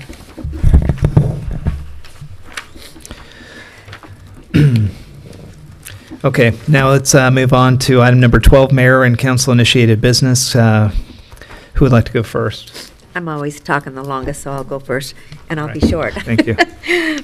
Okay, yes, Thursday, June the 7th, I was happy to go to the Los Alamitos Police Officer Association Spring Mixer, which was held at Preveza. It was a lovely event, as usual. They have this once a year so that people that belong to the Police Officers Association can get together and have an evening of enjoyment, and it's their opportunity to show appreciation for members that belong to this group. On Sunday, June the 10th, the Los Alamitos Museum had the pleasure of dedicating St. Isidore Historical Plaza Chapel as a historical site in Los Alamitos. It was very, very well attended by members of the museum board and people from the community, because it was in the newspaper, so there were people in the community that came, and members of St. Isidore Historical Plaza board and auxiliary. There was a dedication. If you drive down past, you'll see a plaque that tells a little bit about the history of that property. And then there was a small reception afterwards. It was a lot of fun. I would like to say Happy Father's Day to everyone, a belated from yesterday. And we've already had a comment about the 4th of July. Looking forward to it, as everyone in the community does, and just want everyone to be very safe. And then right before I came, I checked my email and received a memo from our school district that congratulations should go to Erin Kaminsky. She has been designated National Distinguished Principal for the year 2012. That's quite an honor. We have had, I believe she's the 4th one. Oh, where did I see that? Yes, let's see. In the past, we have had John Blades, Jeannie Cash, and Laurel Telfer receive this honor. So we have a wonderful district. We all know that, and all of the schools have wonderful principals. But you can see that national distinguished principal is quite an honor. And as I said, we've had 3 in the history of our school district. And Erin Kaminsky has been at her school for quite a few years, and she has really established herself as just a top-notch principal. So congratulations to her and to our community and to our kids, because they're the ones that get the benefit of that. So with that, I'm done. Great. Thank you. Who'd like to go next? I'll go next. Thanks, Jerry. I'd like to bring to the council's attention, some residents reached out to me from my local neighborhood. They're being negatively impacted by some traffic and parking issues that have to do with that business. We've tried over many years to utilize the parking lot that doesn't belong to the business, but services the business, because there's no parking on our street because the workers for the business are parking there. And not only that, but patrons that might go to this business are also taking up parking spots. So it's become this battle back and forth of, they don't want us parking in the parking lot, but we're left with nowhere to park because their patrons and their workers are taking up our spots on the street. So they've asked me to ask the council to potentially look at parking permits. It's become a pretty heated issue, so if we could bring it to the council, I know I would have to recuse myself because I would be directly affected. Even though it's not a financial gain for me, I would just do that because it's proper. I'd like to have that agendized. Angie, within whatever's comfortable for you, I know we have a lot of agenda items, but if we could do it soon, because it's becoming a real negative situation within our community. Was that Catella Deli? Yeah. What? Okay. Yeah, that offline. I don't want to say anything negative with regards to that business, call names or anything, but it's progressively become a more detrimental issue. And they were going to come and speak tonight, but they couldn't make it, so they'll be at the next council meeting. But they've asked me to address the council and ask for support on that. So I'd like to see if we couldn't have that agendized in a future meeting, not too far out. I know we're only having them one a month, so whatever you can do, Angie, to fit that into your schedule. I wanted to say congratulations to all the graduates from Los Alamitos High School. I got to sit directly across from the mayor and text him saying I can see you. Both of our sons graduated. It's a happy time, but they're just a real good group of kids. There was a little bit of the beach ball bouncing around that I think the parents had just as much fun as the kids did. But their futures are bright, and they get an extremely good education from Los Alamitos. And I just wanted to wish them all the best and say thank you to their parents, because we have such extraordinary parents in these neighborhoods that they really help their students succeed. So congratulations to everyone on that. Angie, can we make sure, the gal that was here earlier, speaking of the updates for the improvements to the freeways, I'm sorry, I don't have her name down. There's a meeting next Tuesday at Seal Beach. Are we going to have somebody attend that? Should certain council members attend? Would that be inappropriate? What do we think? We'll get the information. Okay, all right. I just think that we definitely need to weigh in on this. As Marilyn said, we brought it up before about, it being a freeway and it going to a tollway. I personally don't think that that's something I'd like to see, nor have the people who have reached out to me that have concerns. So if we could have representation, if we don't have anyone, if you'll let me know, I'd be happy to go. And if you want me to speak just as a resident, I can do that. Or if there's a consensus amongst the council, I can do that. Maybe we can prepare something and I can read it. Do you think that we'll have the discussion, to have a consensus of the council so you would be able to represent a position? We would have to formally do that. Okay, then that's fine, and I know it's a real close thing, but I do definitely, like Marilyn said, I brought it up at the last meeting, we need to weigh in on this, and I don't know if we need to do, like you said, a special meeting for the letter. If so, we can decide something at that point. I'm sure the meeting would only take us 5 minutes, so. And I'm not asking you to be the representative, but if no one else can, I think that we need to weigh in. Marilyn, if you're interested. I'm just curious, if we were, as council members, what is the policy there? Or what is if we attend that meeting we can't really attend as private citizens, correct? We're Yeah, we council can. members, so. As long as we get up and say, I'm a resident from Los Alamitos, you're not representing you're not saying, I'm a Los Alamitos City Council member and this is my opinion.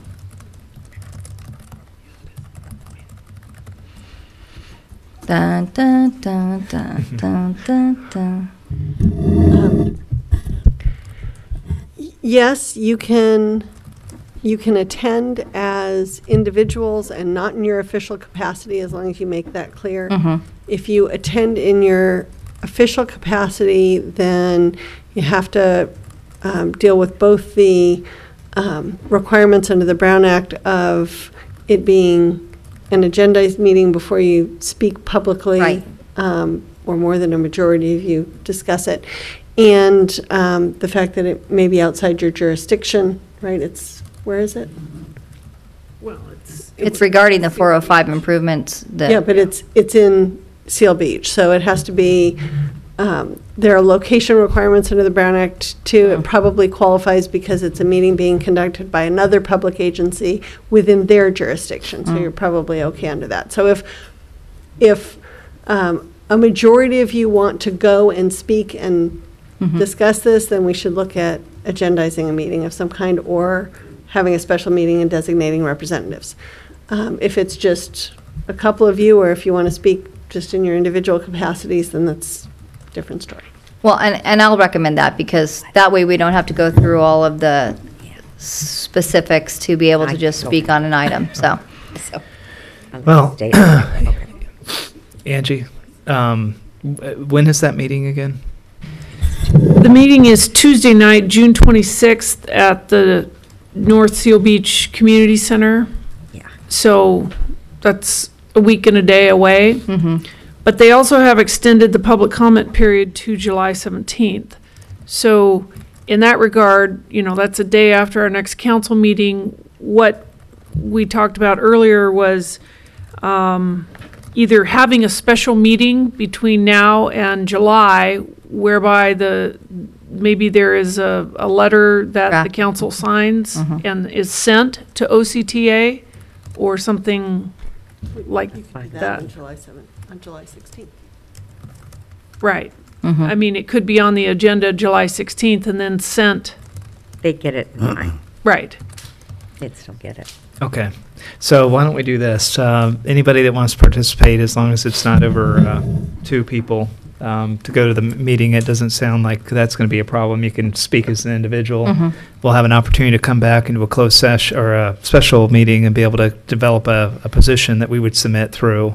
The only thing I would say is that if we're going to take positions that, are going to be hardline. I mean, I'd also say, our 3 representatives on OCTA are Larry Crandall, John Morlock, and Don Hanson from Huntington Beach. And I would say if we're going to take any positions that may be tough, I think we, as a courtesy, would want to reach out to them and at least invite them to this discussion so that they could potentially be here. Because, if they get it and they're like, hey, why don't you guys give us a call? If we really want to make and effectuate change, we should probably get them to be a part of the process with us. All of them have always extended out that they would work with us. So, Mayor, are you asking then, you're voicing opinion about having a special meeting, or just doing it at the regular meeting whereby you agree on a letter? That would be July 16th. And the closure date for the hearing is July 17th. Okay. So we would courier, if everyone is in favor of, then we would courier a letter to OCTA the next day. Yeah. And I'd send a courtesy note to the 3 representatives on OCTA board that we are having a special meeting or we're going to have it agendized on our regular meeting, that we're going to talk about this issue, that we may have policy perspective. I mean, again, politically, if we want to actually affect change in this, other than just sending it over with a really worked up position, I think we need to try and work it, on the other side too, which is these guys are going to get it, and they would really appreciate the heads up. Mhm. So I would invite them to the meeting, let them know what's coming, and go from there. Okay. Okay. Okay, and then my last item is the community give back.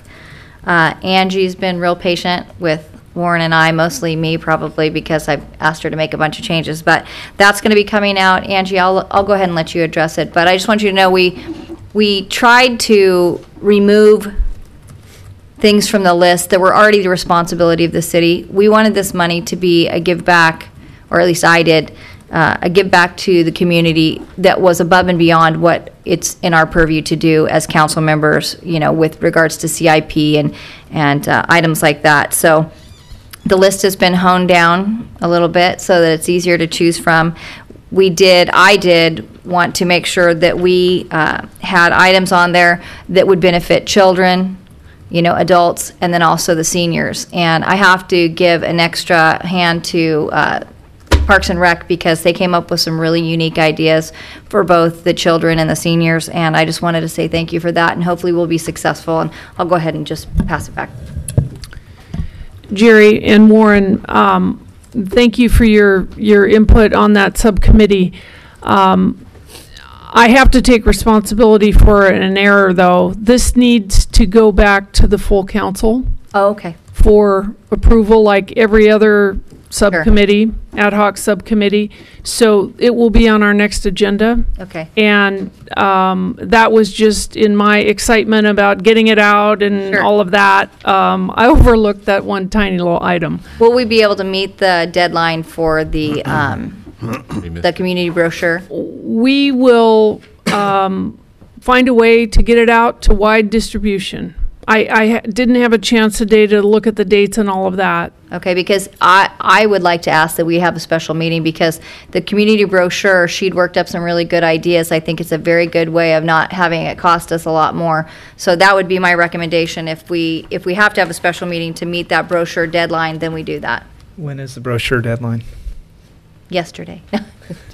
The brochure deadline for us internally was July 9th, but if we need to hold off a week, we can push it back till July 17th or 18th even and do that. And the classes won't start until September, so we've got plenty of time. Oh, okay. Then we're good for the next council meeting. Okay, good. Okay. And that's all, Mayor. Okay, great. Councilmember Stevens? Yeah, I just wanted to follow up. Angie, would you please follow up with the OCTA on those questions that I had about the crossing over at Valley View on that bridge? Because it's a serious problem right now with pedestrian traffic walking across that bridge during rush hour whenever I go across it. And again, seeing bicyclists not knowing where to go either. So if they have to be channeled in one direction, I'm hoping that whenever they search this out to give you the answer, that they'll rectify it by that time too, because it is definitely an issue. Children are out of school right now, so please drive carefully. And again, for anyone like myself and Councilmember Mejia that live in Apartment Row, the alleys are full. Kids playing, and whatever you thought was a good reduced speed, reduce it even more, please. And I'd also like to remind everybody of 4th of July celebrations at the base. And we will not have a meeting in between now and then, but enjoy all of the festivities on the base. And fireworks are illegal in pretty much this city and every other city around us. Again, be cautious whenever you see them. And fire safety, extremely important right now. With your home barbecues, just be cautious, be careful, and stay healthy, I guess. That's pretty much all I had outside of being on jury duty for the last 2.5 weeks, which I think took up just about all my time, but I've become an expert on downtown Santa Ana, I think. So I'll pass it back. Great, thank you. Councilmember Kusamoto. Thank you, Mr. Mayor. So this past Saturday, I was able to go to an Eagle Court of Honor over at the Good Shepherd Presbyterian Church. And this was special to me because the two Eagle Scouts, I saw them as Tiger Cubs as first graders when I was involved with the pack that they were part of. And I just want to recognize their names if we can enter them to the meeting minute records. And you know who they are, but I'll go ahead and just say their names. It's Lemire James Matthew D'Ambrosio and Stephen Robert Hansbury, who are the new Eagle Scouts out of Troop 658 over at the Good Shepherd Presbyterian Church. So I wanted to recognize those fine gentlemen and wish them well on their future endeavors. Okay, I did attend the community give back ad hoc committees with Councilmember Mejia and City Manager, and those were, I guess, at times fun, at times frustrating, but we hammered out a lot of things, and I think we refined it down to a good list. And when it comes back to the full council, I hope you'll be pleased with it, and if not, then please certainly let us know where we might improve those things, and maybe there's some things in there that we didn't think about. Look forward to hearing feedback on that. Did attend a couple of the, or certainly one of the TUT outreach meetings, and it was a very good discussion there. And I think the only one, I have a couple of items I would like to see agendized, and I do have them written out as I would like to do and make sure they're pretty clear, and I'll kind of just read the gist of it. What I'd like to have brought before the council here is an agenda item on the trash lawsuit, the biggest lawsuit in the city, that we direct the city attorney and her staff to create a confidential memorandum that would go into the red binder so that future councils would have something to reference back on. And there'd be elements that I would want to see in there, like the superior case number, the essence of the complaint, the parties involved, decisions that were voted on by the council in closed session, summary of the 4 negotiation sessions between the city and the plaintiffs and the trash hauler, so the names of those that attended, and a summary of the final settlement. So I'd like to see that agendized for discussion. And then the other thing I'd like to see agendized, I had asked this question before, relative to the accusation of my Brown Act violation, alleged Brown Act violation. I've asked for indemnification. I've got some legal bills that are just kind of sitting out there. I would certainly trust the 4 council members to deliberate on this issue, but I would like that question brought before them and discussed out here in the open as to the indemnification. And I have that request here for the city manager as well. And with that, back to you, Mr. Mayor. Great, thank you. On Saturday, had an opportunity to go to the Joint Forces Training Base, myself and Chief Mattern, and we got to go over and attend the California National Guard. They had a training, basically a training class that graduated, that they did a security training, and for everybody that's on the base that's in the military, potentially you always get an opportunity, whether you want it or not, to sometimes stand guard at the gate. Or stand guard or help out in certain types of security details. The base has taken leadership in the California National Guard. They put together a curriculum, got the curriculum approved, no additional cost to the Guard, and then they conducted a class. They trained, how many folks did they have in there, Chief? It was a room full. Yeah, there's 36. We got a invitation about 5 days before. Asked, hey, 2 things. One, could you come over here and, basically be a participant in their graduation? The second thing is that the general for the California National Guard, which is General Courier, wanted to come down and have an opportunity to meet, and so we were able to do that. And that was a really nice ceremony. And Chief, I just want to thank you for joining me over there. And it was interesting just to kind of see also with, he had brought some of his attaché from Sacramento, and he talked about some of the things that he's looking forward to on the base. But, the big thing about that from our perspective was that we have a lot of assets on the base, and it was really refreshing to hear the general get up there and say, hey, look, when you're at that front gate, and you are rude to somebody as they're coming in, you're setting an image for the base. And when you set that image, you're also setting an image for the first part of the customer satisfaction for the city's use when somebody wants to come in and use our pool. So I thought that was very open-minded, that they were not only concerned about the perception of the military, but also the perception of the experience that you have when you utilize city services that are conducted on the base. So. And also thanks to Colonel Russell, who was instrumental again in developing and continuing the community relationship between the base and the city. I received the invitation from College Park North, and as I think we all did, and I accepted that, and I hope everybody can make it over there. That is a really fun event. And we haven't seen the invitation we usually get from Suburbia every year. And also, I just want to do another plug, and one more time, Angie or Corey, about the base and the 4th of July celebration. We would normally have an opportunity to kind of plug that. Can I ask you guys just to give an update on the 4th of July celebration at the base? Sure. Thank you, Ms. Rayer. The 25th Annual 4th of July Fireworks Spectacular is going to be held on Wednesday, the 4th of July. The event officially begins at 4 p.m. There'll be performances on the main stage throughout the evening with the culmination of the fireworks display as usual at 9 p.m. Again, we are opening the gates both at Orangewood, the main gate as well, or excuse me, at Lexington, which is the main gate, as well as the gate at Orangewood. So we do encourage folks to come in both entrances in order to be parked out on the tarmac. We are charging a $5 parking fee. Otherwise, it is free to attend if people walk in. Otherwise, if they want to park out on the tarmac, it is just a $5 fee for per vehicle. We are going to be stationed in the same area and look forward to another terrific event. Great, thank you.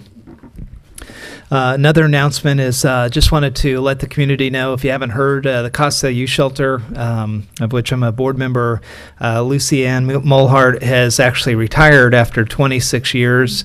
Tomorrow is our first board meeting with our new executive director over there, Robin Sinclair. I'm sure you'll see her in the community, and I just wanted to make that announcement. And from the city's perspective, I just wanted to welcome Robin into our community, and we look forward to serving with her on that. And I know as a council to continue the service there for the Casa Youth Shelter. Sunday, Father's Day, great day at home, but also had an opportunity to go to Westminster to help celebrate the Vietnamese Armed Services Day and represent the city. And, you know, what was really interesting about that is, you know, definitely honoring folks that served in a different country in the armed services of a part of a country that no longer exists, which is South Vietnam. But I just thought it was interesting is that those folks are here and they look back, they see what's happened. Over 500,000 people had either been wounded or lost their life, and they celebrate that day to remember the propaganda that was out there about what had happened. Was, you know, the press was controlled by communists, and their perspective was that this had a lot to do with that these people were cowards, that they didn't step up and actually protect. They died as they were shot running away from the battle. And it was very interesting to be there, especially coming from Los Alamitos, where we go and we're over there supporting our soldiers. We watch them go away, and we watch them come back heroes, both alive and on hero missions. So I just thought it was something I just wanted to share. It was really a moving event. A couple items with the Orange County Sanitation District. Obviously, we're gearing up for major transition into the chair job. One of the big items that we did outside of the meetings and the leadership and getting that ready is to go do an inspection of the Santa Ana Riverbed interceptor line. It's a $100 million project through the middle of the Santa Ana Riverbed, and we took the leadership out there to go and actually see how that project was progressing. And anybody in the community, if you're interested in that project, it's one of the large capital improvement projects of the district. And any questions, contact Angie. And anybody interested in taking a tour of the facility or anything to do with the construction there, please give us a call. Lastly, I'd like to acknowledge a really neat event that took place over the last week. Ed Brimmel, a community member, a community activist that comes in here fairly often, hasn't been to the community or to the city council meetings in quite a while. After his mom had passed away about a year ago, he's had some really tough health conditions and issues. And some of us in the community kind of keep tabs on him. And I want to say Chief brought it to our attention. His birthday was coming up. We ended up going over there, took him a cake, and celebrated his birthday. And it was, I just want to say, Ed Brimmel, happy birthday.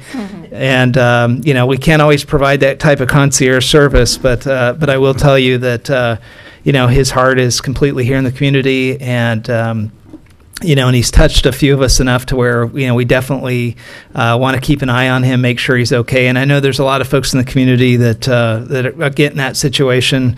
But I don't know. I just want to tell Ed happy birthday. And again, we wish you the best for the year ahead. That's all I have. Cindy, what's that? One thing. One last thing. Go for it. All right. Since we're giving congratulations around, I wanted to congratulate our mayor, Troy Edgar, on the primary election victory that happened just a couple of weeks ago for Assembly. And, you see it in the news and everything like that, but it's very seldom that you ever see a small, pretty robust, loving city like Los Alamitos have somebody step up and run for an office in the state. I don't think it's ever happened before. And we're pretty proud of you. We're proud of your victory. And like was stated before, I also know that you're committed to economic growth within our community, within everybody that you're going to be representing.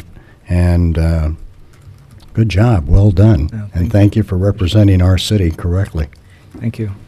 Thank you. All right. With that, City Manager. I don't have any items tonight. Okay. I think we ran out of items. Yeah. With that, we're going to go ahead and adjourn this meeting. Let me just find out where I'm at here. To Monday, July 16th at 6 p.m. Thank you. Good night. Thanks, Ken. That was nice of you.